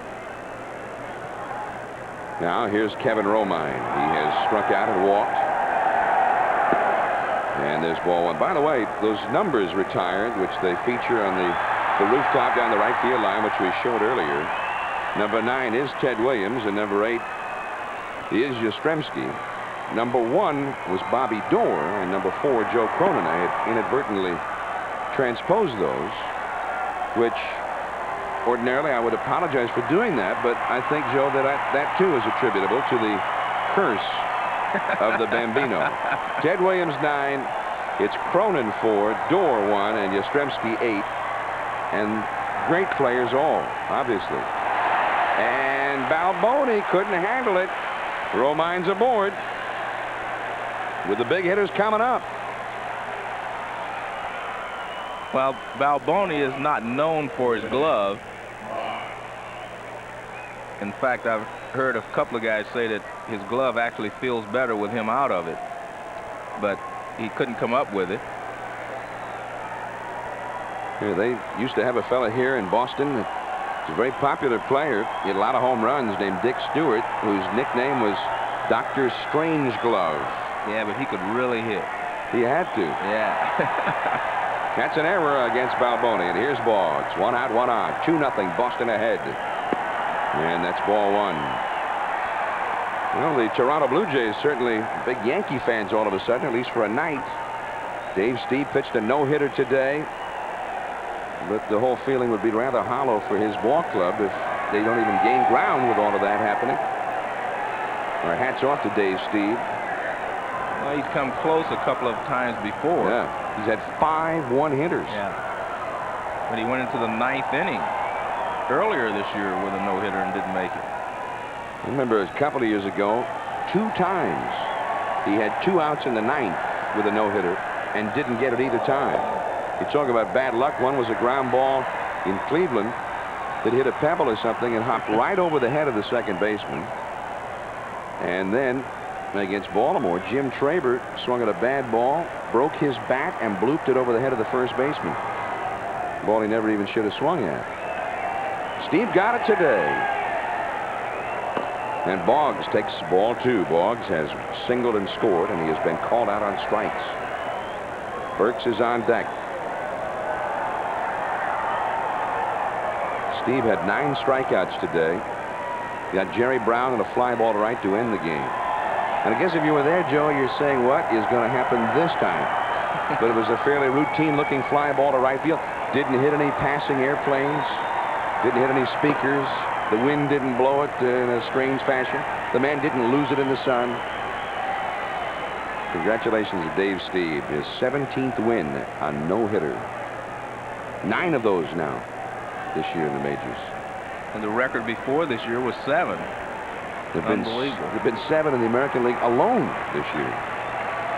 3-0 to Boggs. 3-1. And wind checking the flag in center field. All of a sudden, I felt a nice, refreshing little breeze here in the booth, Joe. It's starting to blow in a little bit now. That means summer is almost over.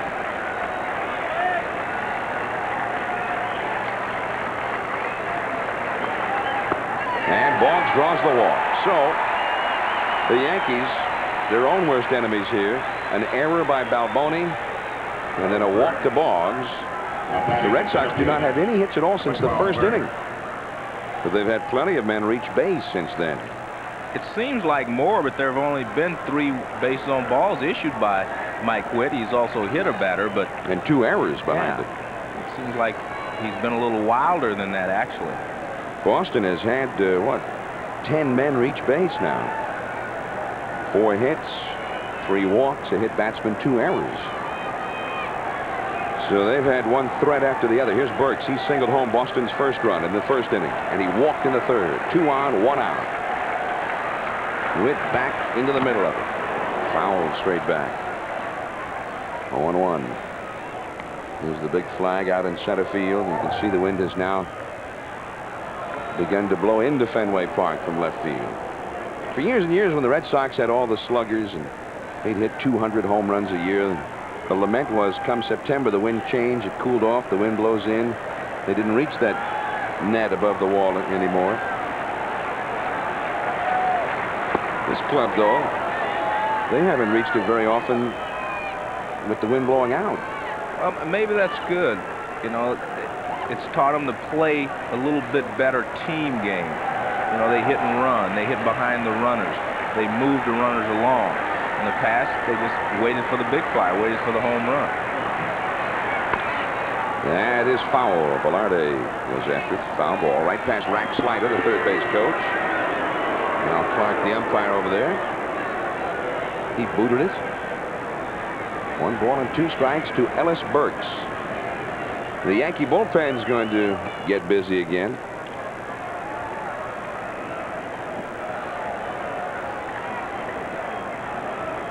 Here's Eric Plunk. What's this, the 3rd time he's been up? Witt's had trouble in every other inning. Every time the top of the order comes up, he gets into trouble. Boston, though, got just the 2 in the first. They left the bases loaded in the 3rd. They've got 2 men on and 1 man out here. But it's a ball and 2 strikes to Burks. And foul off the right field side. If you watch Guerin a little bit, I think he and Witt are a little bit out of sync there. He's setting up a little too quickly in his catching position. He's telling the hitter exactly where the pitch is going to be, inside or outside. He's doing that a little too quickly. A lot of catchers will stay right in the middle of the plate and shift just before the pitch is delivered. You see, he's already set up outside already right now. Curve is low. And I think that's a little too soon. But also what's happening is Witt is holding the ball a little longer. And that's why I say they may be a little bit out of sync. But if you're the catcher, you have to wait and shift at the last second. Because a runner at second base can give the sign of where the ball's going to be, the location that is. It's Romine. He's at second. Down the right field line, this one is going to be trouble. And it is in play. Rounding third is Romine. He'll score. And also heading home is Boggs. Safe! Burks ends up at third. 4-0 Boston.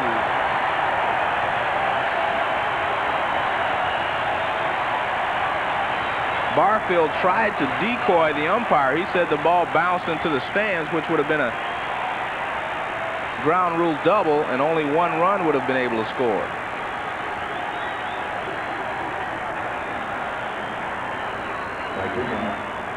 Well, that railing down there is a low one. Maybe we'll get a look at it here.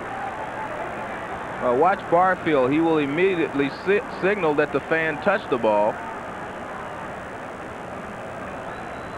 I'd have to get another look at that one. Fan certainly had a chance to touch it. Jerry Kraft, the umpire, immediately spread the palms flat. Greenwell takes ball one. No argument from Stump Merrill.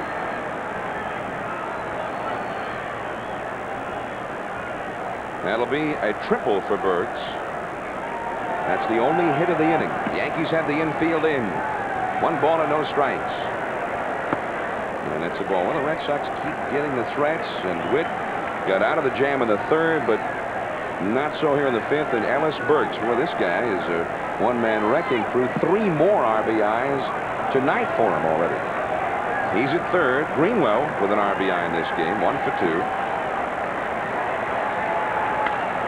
That's fouled on the left field line, and hits the rooftop down there.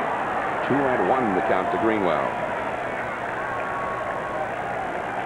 It's a warm and very, very humid evening here in Boston. Greenwell, George Brett was his idol as a youngster. He's from Fort Myers, Florida. The Royals used to train there. Patterned himself after Brett as a youth. That's into center field. Playable for Kelly, but deep enough to score the fleet-footed Burks. And Kelly won't even bother. Burks will score easily. And it is 5-0 Boston.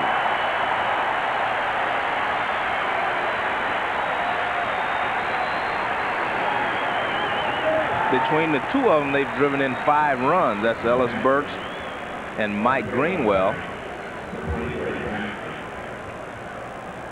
2 RBIs for Greenwell. Greenwell, of course, yesterday drove in 5 runs. He's got 7 in 2 days. And Ellis Burks has well, he gets 1 or 2 every day. Yeah. There's ball 1 to Brunansky. He was 2 for 3 yesterday and drove in 4, and he's driven in 3 today. Brunansky into right center. He broke his bat on it, but Kelly's going to get there. And that retires the side. 3 runs on only 1 hit for the Red Sox. A big error got it started. Boston 5, Yankees nothing.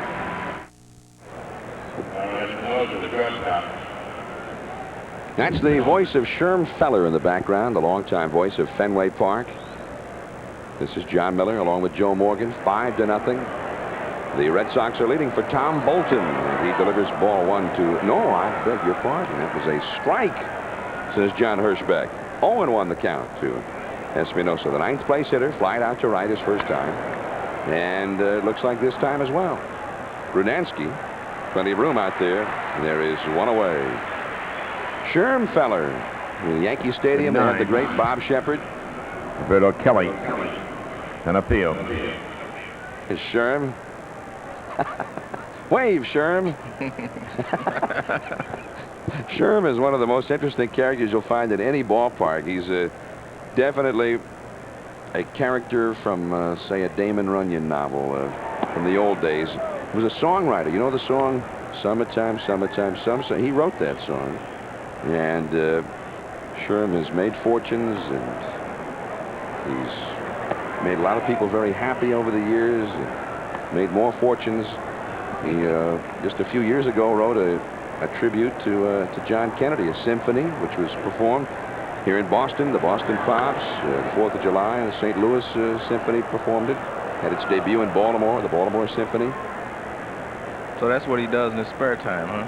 Sherm wants to get the correct pronunciations. And one time they made a trade a number of years back for Vicente Romo and Sonny Siebert. Kelly, slow bouncer, Boggs, bare hand pickup, and he got it. What a play. I have never seen so many third basemen so adept at grabbing the ball barehanded and making the throw. Brooks Robinson could do it perfectly. He did it all the time. But I've watched so many infielders now come in and barehand the ball. That's a very tough play. That ball is still moving. I mean, it's not like it's dying. The ball is moving. Nice play by Wade Boggs. Yeah, it looks easy in slow motion. Yeah, it does look easy, but I'm telling you, that's a very tough play. Look at that. I mean, he just keeps his eyes right on it, though. Here is Saxon. He takes his strike. It's 0-1. 5-0. Boston ahead. He was calling Vicente Romo Vincente. And Bill Crowley told us, says, hey, Sherm, that's the wrong pronunciation. He's gonna let this one go, hoping it will go foul, and it does. That's called knowing your field. He knows this field like a book, and he knew that ball would go foul if it kept the speed up. Because I thought he made a mistake. Because watch, this ball is way out on the grass. It's not right down the line. I mean, that's way out there, but he knows the field very well. Ball rolls foul. Looked like it was coming off a hill when it turned left finally. Well, it was. Watch, now all of a sudden this is like coming down a ski slope, straight down. It is sloped downward there rather dramatically. Yeah. The gradient, and they don't go for those infield hits here in Fenway Park. Well, I was going to say, maybe they don't have anybody that bunts. They don't have bunters, so they say, hey, we might as well make it impossible for anyone else to bunt. You see Joe Mooney keeps that grass well away from the foul line. If that grass had been right over next to the foul line, it still might have held. Gets off that grass. It's like almost like dropping off a cliff there. Foul off to the right. By the way, I was talking about Sherm and Vicente Romo. Saying, wasn't even that great a story, really. Sherm tells it, and the heck with it. 2 strikes to Sachs. He's 1 for 2. And right back to Bolton. Tom Bolton looks like Mel Parnell out there tonight, trying for his 8th win, and he has a 5-run lead with which to work. 5-0 Boston. And Mike Witt to Mike Marshall. A curveball for a called strike. It is 5-0 Boston ahead. Last of the 6th inning. Top of the Boston batting order has done all the damage so far. Ellis Burks, the 4th place hitter, has driven in 3 runs, and Greenwell, the 5th place hitter, has driven in the other 2. Marshall takes the ball outside, and Jody Reed's he's the leadoff hitter. He's been on twice. The 2nd place hitter, Romine's been on twice. Boggs, the 3rd place hitter, he's been on twice. The top 3 men in the order have combined to get on base 6 times already, and those 3 have scored 4 of the runs. Ball 2, 2-1. 5-0 Boston ahead. The Oakland Athletics are here tomorrow night. Oakland, the winner today, and we will be here as well on ESPN, 7:30 Eastern Time. Marshall down the right field line, slicing foul. Just missed Pesky's pole down there, huh? Johnny Pesky.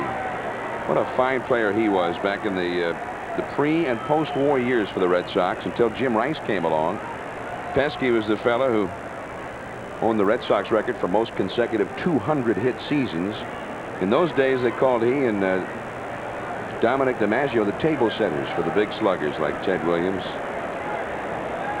And they had a lot of sluggers here for a long time. That is right into the Yankee dugout. 2-2, the count to Marshall.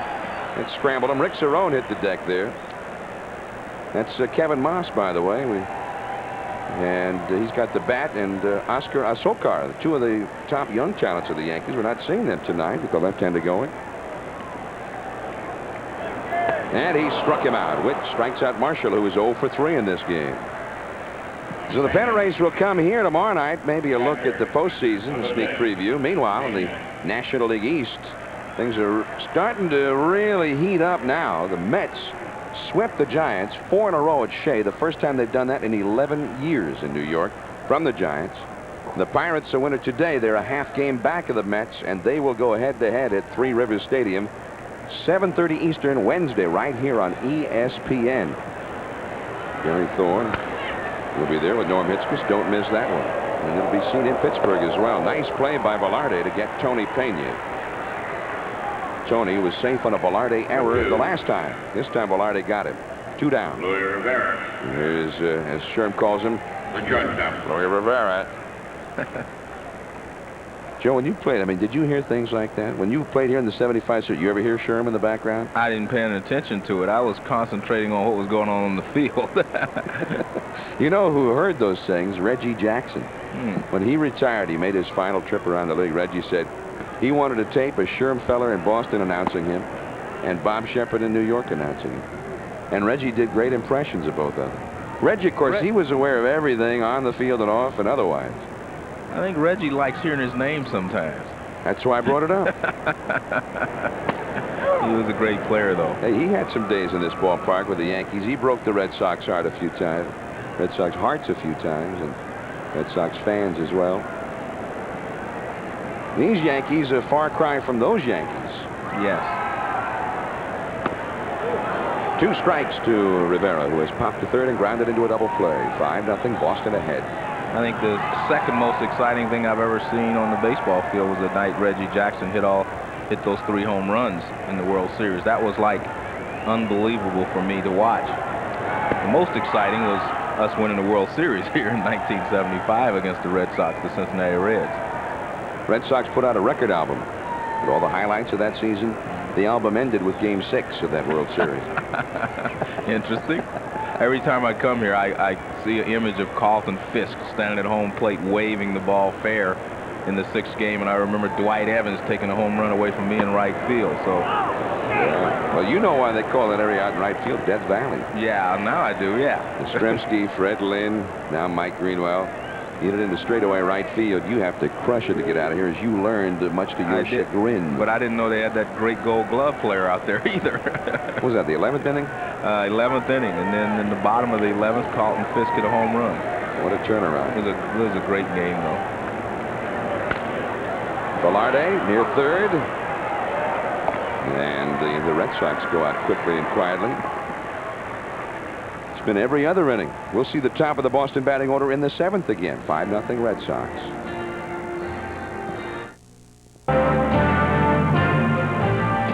ESPN Sunday Night Baseball, brought to you by Levi's 505 and 506 jeans. By Gold MasterCard, the best gold card to master the moment. And by Goodyear Wrangler Radials, the tires that will take you just about anywhere. But remember, tread lightly. There's a new first baseman for the Boston Red Sox in the ball game here at Fenway Park. Carlos Quintana has gone into play first in place of Mike Marshall. We get a look at the new portion of Fenway, area behind home plate. Rick Cerrone looks at a called strike from Tom Bolton. There is Quintana. He's a rookie, and he's been hitting right around 300 all year. Cerrone lines it foul, and the ball boy makes a nice grab on that one. Cerrone is lined to left, and he has hit into a double play. He's 0 for 2. 5-0, Boston ahead. This is the 7th inning. And Bolton, who misses with that curve, working into the 7th for the first time since August the 12th, when he had a complete game victory at Seattle. He'd struggled the last 3 starts. 2-2. This guy, Joe, he's throwing a little harder than he used to, and again, they talk about Tony Pena working with these pitchers. Watch how low he gets. Look at that target. And not just coincidence that the Boston Red Sox starters have started to do much better since he's been here. Watch this target. I mean, I think I could hit that target. See how low he gets? He stays down low. That makes the pitcher stay down there. Nice camera work there. Mike Boddicker says that Pena just demands you do what he wants you to do. Plus, they have the confidence in him. He's going to catch the ball and that he knows what he's doing. And he does. I've played against him, and he knows exactly what he's doing. 1 ball, 1 strike to Balboni, who has struck out twice in this game, each time on a curveball out of the strike zone.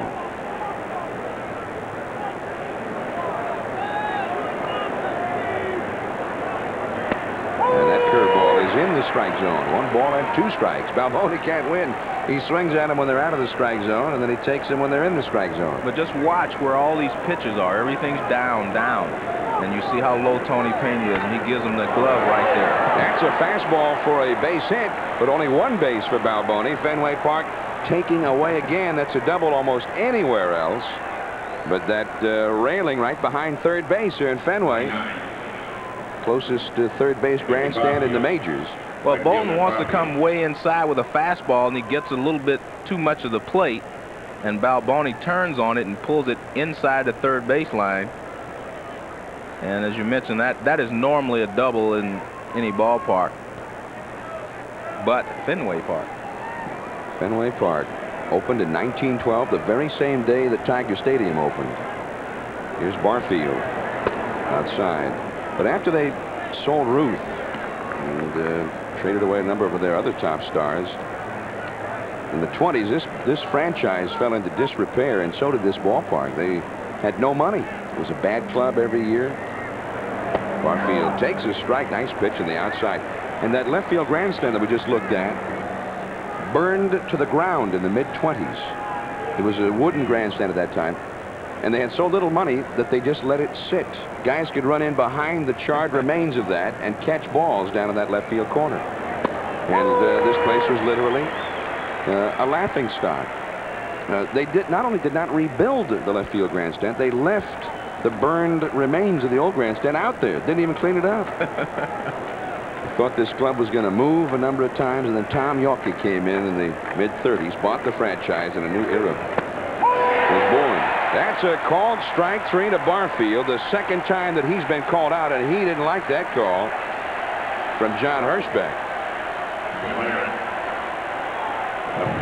And I think you'll see why Barfield decides to question the pitch.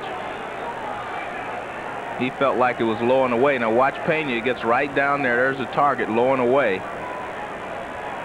And Pena reaches a little bit outside for it. It's down, but that camera angle sometimes can be deceiving. Yeah, Barfield thought that the umpire was deceived. The umpire wasn't looking from that camera angle, though.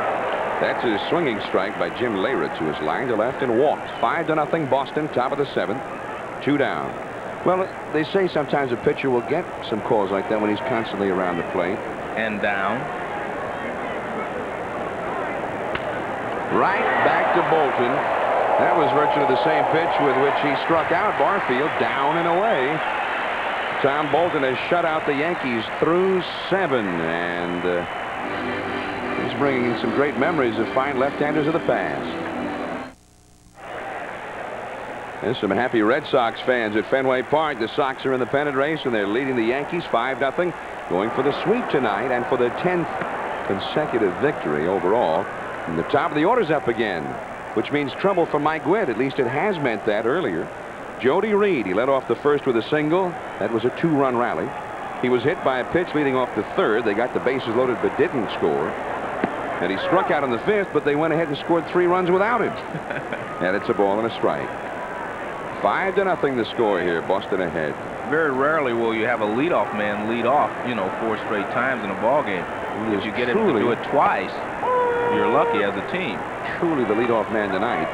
Of course, Luis Rivera has had to cooperate by making the last out in 3 different innings, including a double play ball. Jody Reed. It was Joe Morgan, not you, Joe, not my Joe. Manager Morgan. Yeah. He was the man who put Reed out there every day. Strike 3 called. And it's paid off well for Reed and for manager Joe Morgan. Fenway Park, there's the old hand-operated scoreboard on the left field wall here. You see today's scores, the pitchers of record. And then look at those little dashes. Yeah, that's some Morse code. And the initials of Thomas A. Yawkey and his wife, Mrs. Jean Yawkey. And there's Mrs. Yawkey on the right, the owner of the Red Sox. She's been around Red Sox baseball, Joe, since the mid-1930s, and a very avid Red Sox fan and cares very deeply about this ball club. There are not many owners in baseball who have that kind of connection for that long a period of time any longer. The Yawkey family, Mr. and Mrs. Yawkey. Mr. Yawkey, very much missed here in Boston. It would be hard-pressed to find anybody who's ever played for the Red Sox in his ownership period who doesn't remember him fondly. 2-0 the count to Kevin Romine. He's reached base twice. He scored once. Walked and safe on a Balboni error. 2-1 the count. 5-0 Boston ahead last of the 7th. You know, another thing in Boston's favor is they have 21. They played 2 now. 21 of their last 34 ball games were here at Fenway Park. That's a plus for them in trying to hold their lead over the Blue Jays. And they'll finish up here with the Blue Jays over the final weekend of the season, and then the White Sox. Boston has the best home record in Major League Baseball, 41-21 before tonight. They've won almost 2 out of every 3 here. Ball 3, 3-2. Wade Boggs on deck. The road record not quite as impressive. Look at that, 300 batting average, over 5 runs per game scored at home, and the pitching has been better at home, which is kind of amazing because of the Green Monster. And that's ball 4 to Kevin Romine. He's reached base 3 straight times. 4 walks and a hit batsman from Mike Witt. The batter, Wade Boggs, who has singled and scored, struck out, and who has walked and scored. 1 for 2, 2 runs scored. Ellis Burks on deck. 1 out, 1 on in the 7th. The Yankees, and this has been one of their worst seasons ever. They've played well since the All-Star break. They're building for the future. Gene Michael, the new general manager, wants some stability. And they're hopeful that it'll happen in a short time. They point to the Orioles of last year, the White Sox of this year. Merrill has said, hey, there's no reason it couldn't happen here in a year or 2. But they have some major repairs to make. There's Plunk up in the bullpen again. He's going to need about 3 days off after this game tonight, even if he doesn't get into the game. There goes Romine. Guerin is too high and too late with a throw.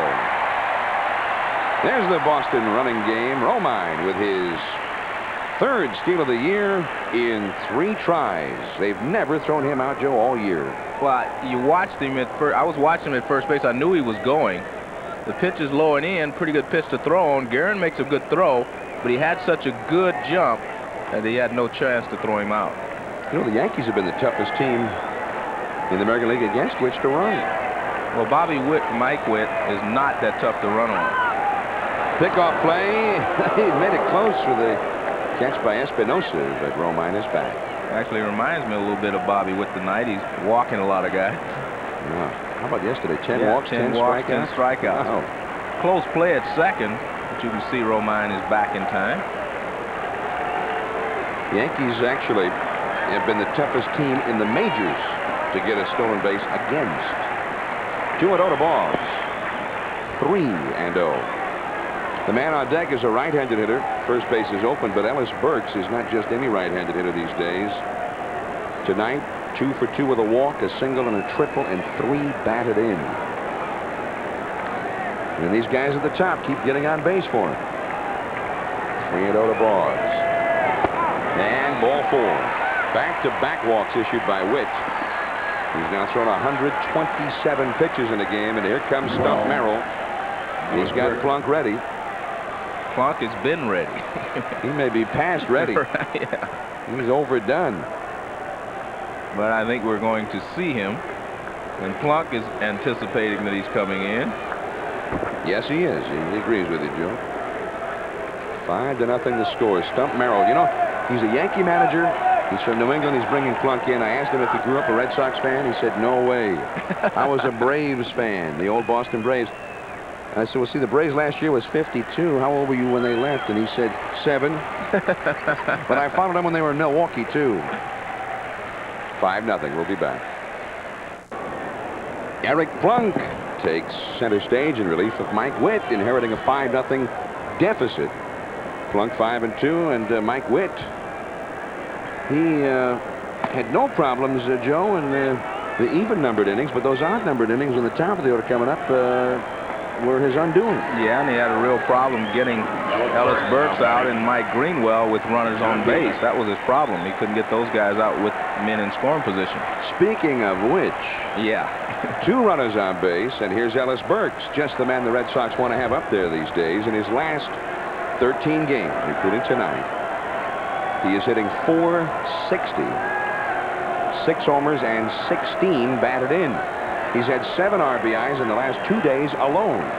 And there's an RBI or 2 out there right now. Ball 1 from Plunk. We had an interesting conversation before the game, Ellis Burks and myself. And he was telling me that now he thinks he's convinced people that he's not injury prone. You know, he's had a lot of injuries this first couple of years and so forth and so on. And a lot of people started to believe maybe he was fragile. And that's a curse for a baseball player. The curse of the Bambino? That's a swinging strike, 1-1. I don't think he was thinking of that, but he felt like now he's proven that he can play every day and that he's healthy. And my answer to him was, Ellis, guys that do not play hard do not get hurt. If you don't play hard, you don't get hurt. If you don't run out singles and try to stretch them into doubles, if you do not try to take the extra base, you're not going to get hurt very often. Hey, ask George Brett about that. Yeah, the guys who play hard are the ones who end up getting hurt. 1-1 the count. Off the fists, foul, and back out of play. 1-2 to Burks. There are the runners over at second base. Kevin Romine at first base. Wade Boggs. Each of them has been on base 3 times in this game. Burks in his last 8 games, even more devastating. 16 for 30. Ellis Burks. The Boston team batting average coming to this game, .276, which is the best in the majors by far. 2 on, 1 out. 5-0 Boston. Ooh. And Burks will not be allowed to reach first base, but the other runners advance on strike 3. Burks ran up the line just to make sure, but he was not allowed in that situation with only 1 out to run. But down to third goes Romine, and over to second goes Boggs, and even Burks can't hit everything when he's swinging a wild one like that. Well, Plunk's fastball really tails back in, but you see Guerin is set up outside. Burks probably thinks the ball is going to be outside again. Now you can see the ball is inside, and he can't hold up. So maybe he was peeking on Guerin. As we've talked about before, Guerin sets up too quickly outside sometimes, and I think Burks was diving in a little bit there, and the ball was up and in, and he couldn't lay off of it. Which also leads you to believe that if he is, the Yankees have caught him at it. Right. Well, Stump Merrill's out there again. Now you've got Mike Greenwell, the left-handed hitter, up here, and Brunansky, the right-hander, behind him, and first base is now open.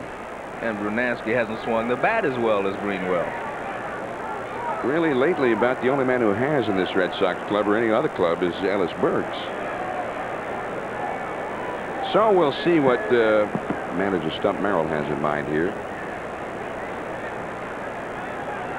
Merrill already has gone through some trials as manager of the Yankees. I mean, he doesn't have the weapons that most Yankee managers over the years have had. Well, they're going to pitch here to Greenwell. Let's see if they really are going to pitch to him. That curve is a strike in the outside. 0-1. I think they're going to pitch to him for 2 reasons. One, I don't think Stump Merrill wants to walk the bases loaded with Eric Plunk on the mound, because Eric Plunk can be very erratic at times, and he'd end up walking in a run. 5-0 Boston ahead. Fastball is away. 1 ball, 1 strike. Because there's not any insurance against him walking Greenwell anyway, even though he's going to try to get him out. So I think this is the right move. A lot of times you're just forced not to walk guys in crucial situations because it can make it worse. Ball 2, 2-1. Merrill had to sit down some players. There's Brunansky on deck, who want to be playing more veteran players, and they've complained. The other day, Mel Hall stormed into his office in Baltimore. There was a reported shouting match between the two. That's a called strike, 2-2. When Hall came storming out of the office, he slammed the door shut so hard, the doorknob fell off. Stump said, hey, what happened in here is a family matter. And that's the way it should be. Stump says the one virtue he feels he has to offer at this point, above all else, it's most important, patience. And they're going to need it. He has needed it. Well, when I talked to Steve Sachs about Merrill Stump, I think the best thing and the first thing he said is he's like a blue-collar worker. His only concern is baseball. He's really a baseball man. As Stump, I'm sorry, there's Stump. But he is just a baseball person. He doesn't have any other concerns. He's not worried about off-the-field things. And it is 3-2 now to Greenwell. Greenwell has a run-scoring single. He's hit into a force play, and he's hit a sacrifice fly, 1 for 2. 2 batted in. Both he and Burks with 7 RBIs the last 2 days. 2 of them have driven in almost 5 times as many runs as the Yankees have scored the whole series. Right center field, headed for the triangle. What a shot! And this one to the deepest part of the ballpark. It will be an automatic 2-base hit. Too bad. That is an easy triple, but it left the field, and Greenwell will have to go back to second. I talked to Mike before the ball game about his inside the park home run the other day. I think he felt like he might have a shot at another inside the ballpark home run right there, and that's why he was running so hard. Well, he gets the 2 RBIs. Well, he's still at third base. It's a curveball that hangs in the middle of the plate, and he really drives it into right center field, and the ball bounces up against the bullpen and bounces into the seats. But what the umpires are saying is that the fan reached over and caught it, that maybe it would not have gone into the seats. Okay, if it doesn't go into the seats, then it's up to the umpires to decide if he could have made a triple, and there was no doubt he would have got a triple out of it. The question is, was it fan interference, or was it just an automatic double? If it bounces Harold is arguing the point with Al Clark. If it bounces into the stands, it's an automatic 2-base hit. But if there's fan interference, the umpires can award the runner as far as they thought that he would have gotten had the fan not interfered. Well, you could see those arms over the railing, Joe, but you could also see there in slow motion that it clearly was an automatic double, not fan interference. But the umpires saw those arms, and they rule fan interference, and it is a triple for Greenwell. So take it all back. He gets the triple.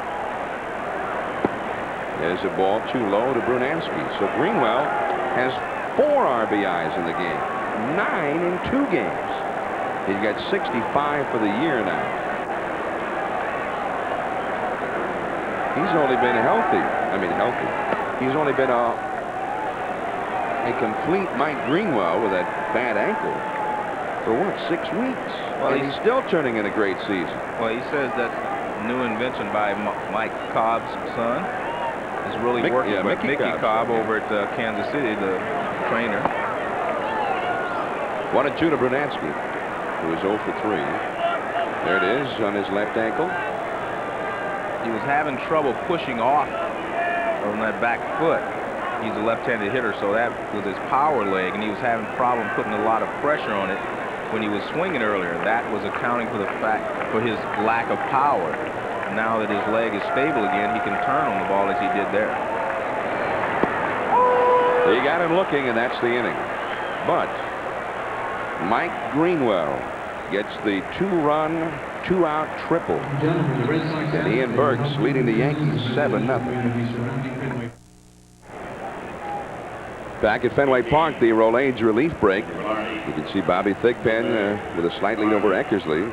46 saves, tying Dave Righetti's all-time record. He did it yesterday in Anaheim. Dennis Eckersley 3-2 with 40 saves, only 2 blown.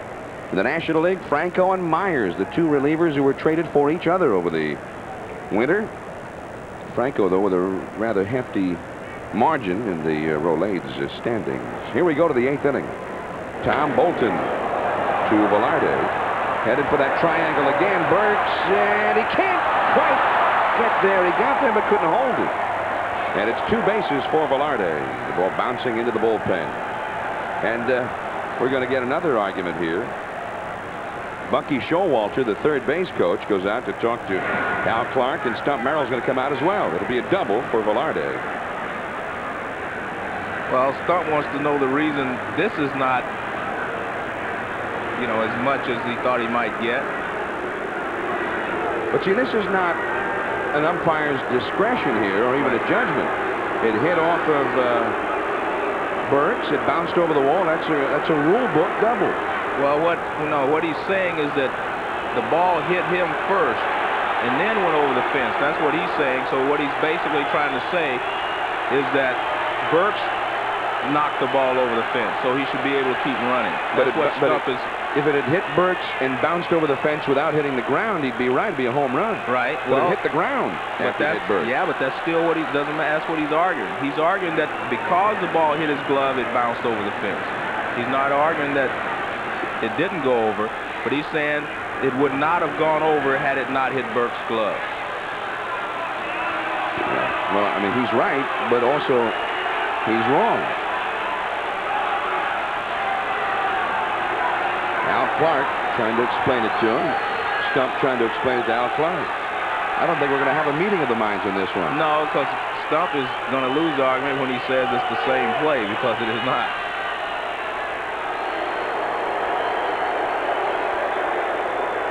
Well, Burks is chasing it, and he does get there. Now, the ball touches his glove. Right there, it's off the edge of his glove. Now it bounces over the fence. All right, Stump's argument is that Burks forced the ball over the fence. Now, that's what he's saying. So he's telling the umpires to use their discretion again and say that the ball, you know, that maybe he would have gotten a triple out of it. Which he might have, but yeah, it has to be a fan who interferes in that situation for the umpire to use his discretion. Strike one to Bob Guerin, who has walked and hit into a double play. Does that man look a little beleaguered right now? Stump's very upset right now. But I think we could see that when he was on the field talking to Al Clark and the other umpires. Into right center again.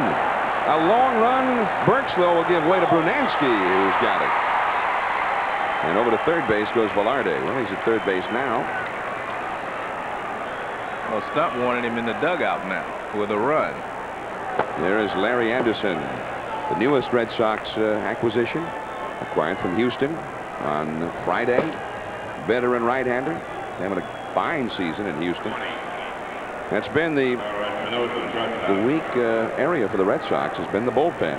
Although Jeff Gray has done a heck of a job lately in place of the injured Jeff Reardon as the closer. 7-0 Boston ahead. Here is Espinosa into shallow right. Tagging at third is Velarde. He is not going to try it here, down by 7. 2 down. We'll go to the top of the order for Roberto Kelly.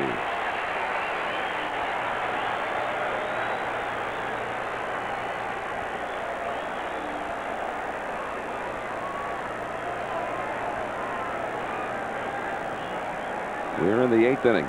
In this 3-game series, if you're wondering about Stump Merrill being so put upon right now, the composite score of this 3-game series is Boston 29, Yankees 4. I guess that will upset you a little bit if you're the manager. That's a bad 3 days. And they had been playing real well. Through this past Wednesday, they'd won 10 out of 13. They'd knocked off Toronto, helping Boston at Yankee Stadium. Taken 3 from them. They'd won 3 in a row in Baltimore earlier this week. And now they come to Boston, their hated rival, and they're just getting clobbered. Red Sox, by the way, one day many years ago, won a ball game, one single ball game, 29-4, which is a record. It's a ball to Kelly. Kelly is 0 for 3 in this game. Boggs made a heck of a play, that barehanded pickup back in the 6th inning to rob Kelly of a would-be infield hit. You know, Boston got 4 hits in the first inning in this game. They've had only 2 hits since then. One, a 2-run triple by Burks. The other, a 2-run triple by Greenwell. They have taken Yankee walks and errors, and they've turned it into runs. The curve fouled away. The Boston starting pitchers, that's the best ERA by any group of starters in the American League. It's very impressive. But the relievers, that's been another story. So they acquired Larry Anderson. There you see in the bullpen because he is a reliever and he's a good setup man. Well, Bolton's shutout should be intact. Stump Merrill doesn't think so. One hit, one left, and Bolton will take a 4-hitter into the 9th inning. 7-0 Boston. Last of the 8th coming up.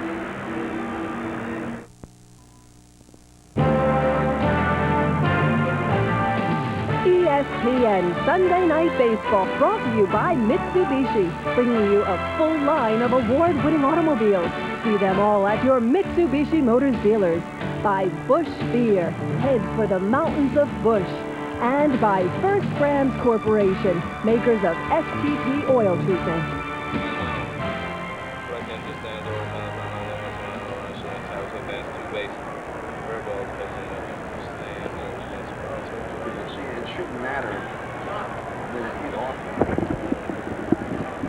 Here we go to the last of the 8th inning. Joe and I are busily looking through the record, the rule book here, and trying to give Stump Merrill every benefit of the doubt. Rule 609 and section F says any fair ball which either before or after touching the ground passes through or under a fence or through or under a scoreboard, so on and so forth, 2 bases. A fair ball after touching the ground bounds into the stands, that's 2 bases. And they're saying even though it hit off Burks, it bounced up and over the fence for 2 bases. Any bounding fair ball is deflected by the fielder into the stands. That's 2 bases, but that wasn't a bounding ball. It was off the glove before it bounced. We got a new pitcher, by the way. That's Greg Cadaret and Glee Guterman. I beg your pardon. Guterman, and Quintana is quickly retired in his first at bat. There's Guterman, 6 feet 8 inches tall, the 3rd Yankee pitcher of the game. The batter is Tony Pena. 7-0 Boston. Well, I don't think you can't find that rule that would cover that particular play. I basically believe it's. But I think it's section E, a fair ball after touching the ground. I mean, the ball touched the ground and bounced over. It doesn't say that it has to not touch a fielder first. It hit the fielder, bounced over, right? Well, yeah. Doesn't say that's an exception. Strike 1 to Pena. Over the mound. Espinosa. Good arm. 2 down. The storyline, the Budweiser storyline of tonight's ball game. Let's have a look. A whole lot of Burks and Greenwell at bat, and too much Tom Bolton on the mound as far as the Yankees are concerned. Burks and Greenwell have accounted for all 7 RBIs and 16 the last 2 games, and Bolton has 8 innings of a shutout going. Here is Rivera, who's 0 for 3. Strike 1 from Guterman. Guterman has had a fine season for the Yankees. 9 and 4 out of the bullpen. 2.72 ERA. Espinosa plays a bad hop cleanly and then flips it over to first to get Rivera. One shortstop trying to impress the other, perhaps. We go to the 9th inning. Sachs, Cerrone, and Balboni coming up. 7-0 Boston. 28-year-old left-handed Tom Bolton now. Will he get the shutout? We'll find out. He's got to face Sachs, Cerrone, and Balboni, the numbers 2, 3, and 4 hitters in the Boston batting order. He is leading 7-0. The Red Sox, with that 7-run lead, are on the verge of their 10th consecutive victory. As the hottest team in the league, with Oakland, the world champions, coming in tomorrow night. Ball 1 to Sachs, who is 1 for 3. Bolton, last time he had this many shutout innings was July 17th against Minnesota. He went 8+ shutout innings and won that game 1-0 at Fenway Park. That's down the left field line. Base hit. Greenwell will play the carom, and Sachs is going to hold on. And again, Fenway Park, the wall, so close. Ordinarily double most anywhere else, and it's a single. Sachs' second hit. Well, I think if the score wasn't out of hand, I think Steve Sachs probably would have tried to stretch that into a double. But his run doesn't mean a lot, so he plays it safe and holds it first with a single. Here's Rick Cerrone. By the way, we want to send along all of our best wishes and prayers to Al Bumbry, the B, fine big league player, now the first base coach for the Red Sox. There's a ball to Cerrone. Bumbry not here tonight. He's got an illness in the family. He's going home to Virginia to be with his mom. And again, all the best to you, Al, and I hope everything's going to be all right. Yeah, I missed him when I came in today. I was looking for him, and I didn't see him around. So we do hope that his mother gets over her illness soon and he can get back to baseball. Al Bumbry, who certainly brings out the joy in baseball. He loved to play it. He loves to be around it. He was a great goodwill ambassador with the Baltimore Orioles. He'd go anywhere and everywhere all winter long to speak to baseball fans in the Baltimore, Washington, Virginia, Pennsylvania area. Great baseball ambassador. Tom Bolton, on opening day this year, his son Kevin was born. Perhaps that was an omen. He stayed home for a while. He didn't really do hardly any pitching at all for 2 months. Now look at him in the pennant race, and with the possibility of a shutout here on our Sunday night telecast, coast to coast. Bolton has pitched very well, almost invariably this year, but he has never, at the big league level, pitched a shutout for 9 innings. There's a base hit. He has not yet done it tonight either. And the Yankees have 2 men on with nobody out. And here comes the manager, Joe Morgan. He's got the bullpen ready. Jeff Gray is up out there. No, that's Anderson, the newcomer. I beg your pardon. The game were tighter, I imagine we'd see Gray. Well, Anderson's going to come in, and Fenway Park is already saluting him. Or are they saluting Bolton? Well, I think they're saluting Bolton because he's pitched such a fine ball game. As you mentioned, he still has a shutout at this point in the ball game. I'm a little surprised, actually, that Joe Morgan has taken him out. He's only thrown 99 pitches. Got Balboni coming up. So he's all smiles right now. There's Anderson to make his Boston debut. Tom Bolton, he may be able to watch the first game of our tripleheader tomorrow. The Pirates and the Phillies, and he and his Red Sox will be part of the second game, 7:30. We'll be here as well. There's Larry Anderson, longtime National Leaguer, and having a pretty good year, as you can see by those numbers, as a setup man for the Astros. Well, that was a great year, and the telltale sign there's, look at that, only 61 hits in 73 2/3 innings, and 68 strikeouts, and only 24 bases on balls. So Larry Anderson, he is a good pitcher, especially in the role that he's been in, and that is to be a setup man. His new teammate Mike Marshall says he never remembers ever even getting a hard hit ball against him, much less a hit. He's very tough on right-handers. He throws a sinker inside and a slider away, so right-handers will have a lot of problems with him.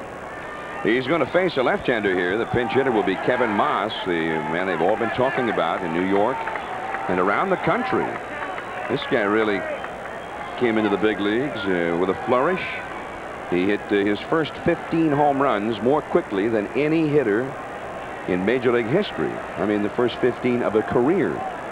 Hit his 15th homer in his 133rd at bat. He has slowed down somewhat since, but nonetheless got 16 homers at 176 at bats, 1 for every 11 trips to the plate.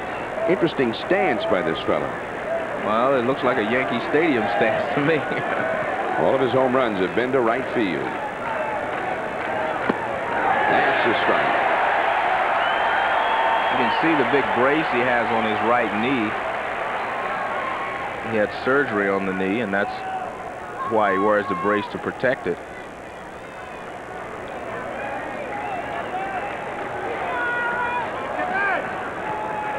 Really crowds that plate deep in the box. 2 on, nobody out. And that's called strike 2. Barfield, a right-handed hitter, is on deck. There's Sachs at second. Cerrone at first. It is 7-0. Joe, I know you're a little surprised that Joe Morgan, the manager, didn't stay with his left-handed Bolton a little bit longer with the shutout going. Yes, I felt, I was thinking he might stay one more hitter at least. If it was 3-0, 4-0, okay, but 7-0, I just felt like he would probably give him one more hitter, but he decided not to. 2-strike pitch, and he misses with the ball. 1-2. Could be that he wanted to get Larry Anderson some work. Since he hasn't thrown for a couple of days. Anderson had not pitched for like 3 or 4 days before he came over, and then getting ready to leave Houston to get here, he hadn't pitched for a day. So he probably wanted to get him in a ball game as quickly as possible and get him some work. Anderson got about an hour and a half of sleep during the night getting here from Houston in time for yesterday's game, and he went out and immediately threw in the bullpen to get some work in. That one, did it hit Moss? Yes. Yes, it did. And the bases are loaded. Well, that's not what he had in mind with 2 strikes on Kevin Moss. When Anderson throws his fastball to a left-hander, he tries to come inside. And this one is a little too far inside. And it gets Moss on the left arm. So he can't get his arm out of the way. He starts in after the ball, and then he can't get back out of the way. Well, the bases are loaded for the Yankees now. All of a sudden, they've got a chance to do some damage here. With Jesse Barfield, their leading home run and RBI man at the plate. And the Red Sox bullpen is getting busy.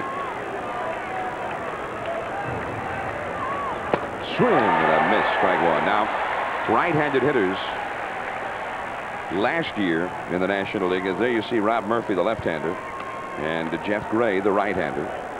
Right-handed hitters had a collective batting average of 143 last year and 179 this year against Anderson. Well, he keeps the slider down and away right there. And then he will throw the fastball off the plate inside to the right-handers to keep them honest, and then he goes back away. So this is the first time Barfield has seen Anderson probably, and that is tough in itself, because you do not know exactly how much that slider breaks until you step up to the plate. Barfield has struck out twice and flying to shallow left. Struck out looking 2 different times. Sacks at third, Cerrone at second, Moss at first. The infield double play depth. Struck him out. 1 away. Layrich is due up, a right-handed hitter, but Matt Noakes is going to the bat rack, a left-handed hitter in the Yankee dugout. But he is coming out on deck. It's going to be Layrich to bat here, the rookie right-handed hitter against Anderson. And you will see the same combination of pitches to Layrich. And there's a question of whether Layrich learned anything watching Anderson pitch to Barfield, because he throws the slider, and he mixes in a fastball every once in a while. Same pitch. I mean, that's the way he pitches all right-handers, so you might as well get ready for it. But I think the key there is it starts in the strike zone and breaks out of the strike zone. You have to be more patient with a guy like Larry Anderson than you do anyone else you're going to see. The infield right side. Double play depth here. Double play will end it. 1 out. Bases loaded. That time he took it. First time. That's what you have to do. 1 ball, 1 strike. Don't forget, right after the ball game, stay tuned for Sports Center. All of the day's highlights. Another look at Dave Steve's no-hitter today. 1-1 the count. That will go back out of play. Foul off to the right. Quintana gave chase, but it's well back out of play. Also, an exclusive conversation with the Commissioner of Baseball, Fay Vincent. U.S. Open tennis highlights. Mack is back. McEnroe won in 5 sets. Martina Navratilova lost. Another a lot of upsets here. Yeah. 1-2 the count to Layrich. 3 men on, 1 man out. The slider, and he just got a piece of it. Layrich is a tough out. His first major league at bat was in the 9th inning against the Baltimore closer, Greg Olson. And he battled him, and Olson's got a great curveball. Layrich finally hit a curveball into left field to drive in the tying run of the game. That was his major league debut. Most impressive. Unfortunately, in the next inning, the 10th inning, he made a throwing error that allowed the winning run to score. If you handle Greg Olson curveball, you can handle a curveball. Now he's trying to handle the slider of Anderson. And that's in play. It'll get a run home. And he's out. He went out of the baseline. But scoring is sacked, so it is 7-1. Leyritz gets the RBI. Trying to fight that one off, but the ball went into play. Sachs is home. 7-1. Down to third goes Cerrone. And over to second goes Moss. Charge that run to Bolton. Now Matt Noakes will pinch hit, the veteran left-handed hitter. He's done well. He's got 2 pinch hit home runs this year. 5 for 15 as a pinch hitter. Another guy would figure to be able to find that porch at Yankee Stadium. Former Tiger. Matt hit 34 home runs in 1987 with the Tigers, but injuries and various and sundry other items have kept him from duplicating that since. Runners at second and third. Base hit could mean a couple. The infield deep. Strike. The only thing Larry Anderson does for a left-hander is he moves the slider to the outside corner. On the right-hander, he hits the other corner, which is the outside corner to the right-hander. He pitches everyone just about the same way, the breaking ball away from you. Stump Merrill looked like he was saying, Joe, looked like he was saying, hey, tell me about it. Don't I know? There's Moss at second. Strike 2 on the outside. And Fenway Park now, 35,458. Almost 2,000 above capacity. Standing room only, and everybody standing now at Fenway.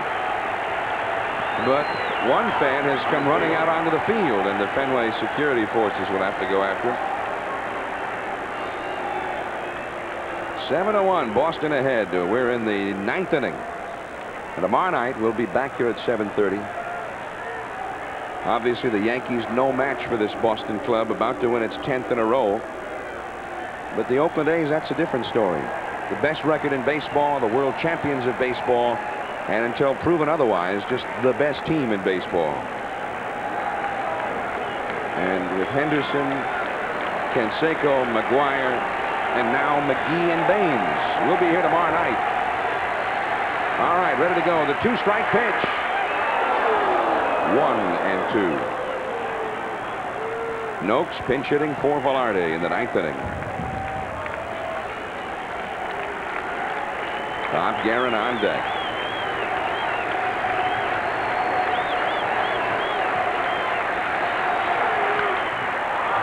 Greenwell, and the Red Sox have made it 10. And Anderson's debut at Fenway. This is just what they were hoping to see for the veteran right-hander. He hit the first batter, but then he settled in. And Joe, the Red Sox maintain that 6.5 game lead over the Blue Jays. Dave Steve's no-hitter notwithstanding. Well, the Boston Red Sox are a juggernaut right now. They're hitting the ball well. They're getting good pitching and playing good defense. And when you put those 3 things together, you will win a lot of ball games. And they've won 10 in a row, but their big test comes tomorrow night and for the next couple of days against the Oakland A's. Well, let's come back ourselves. I see you tomorrow night at 7:30. Part of our triple header on ESPN. The Phillies and the Pirates. The Pirates needing a victory against Dykstra and the Phillies, and then the world champion A's and the Red Sox here at 7:30. Finally, the Giants and the Padres wrap it up on the holiday. John Miller for Joe Morgan. Stay tuned. Sports Center is next. The final from Fenway. Boston 7 and the Yankees 1. Good night, everyone.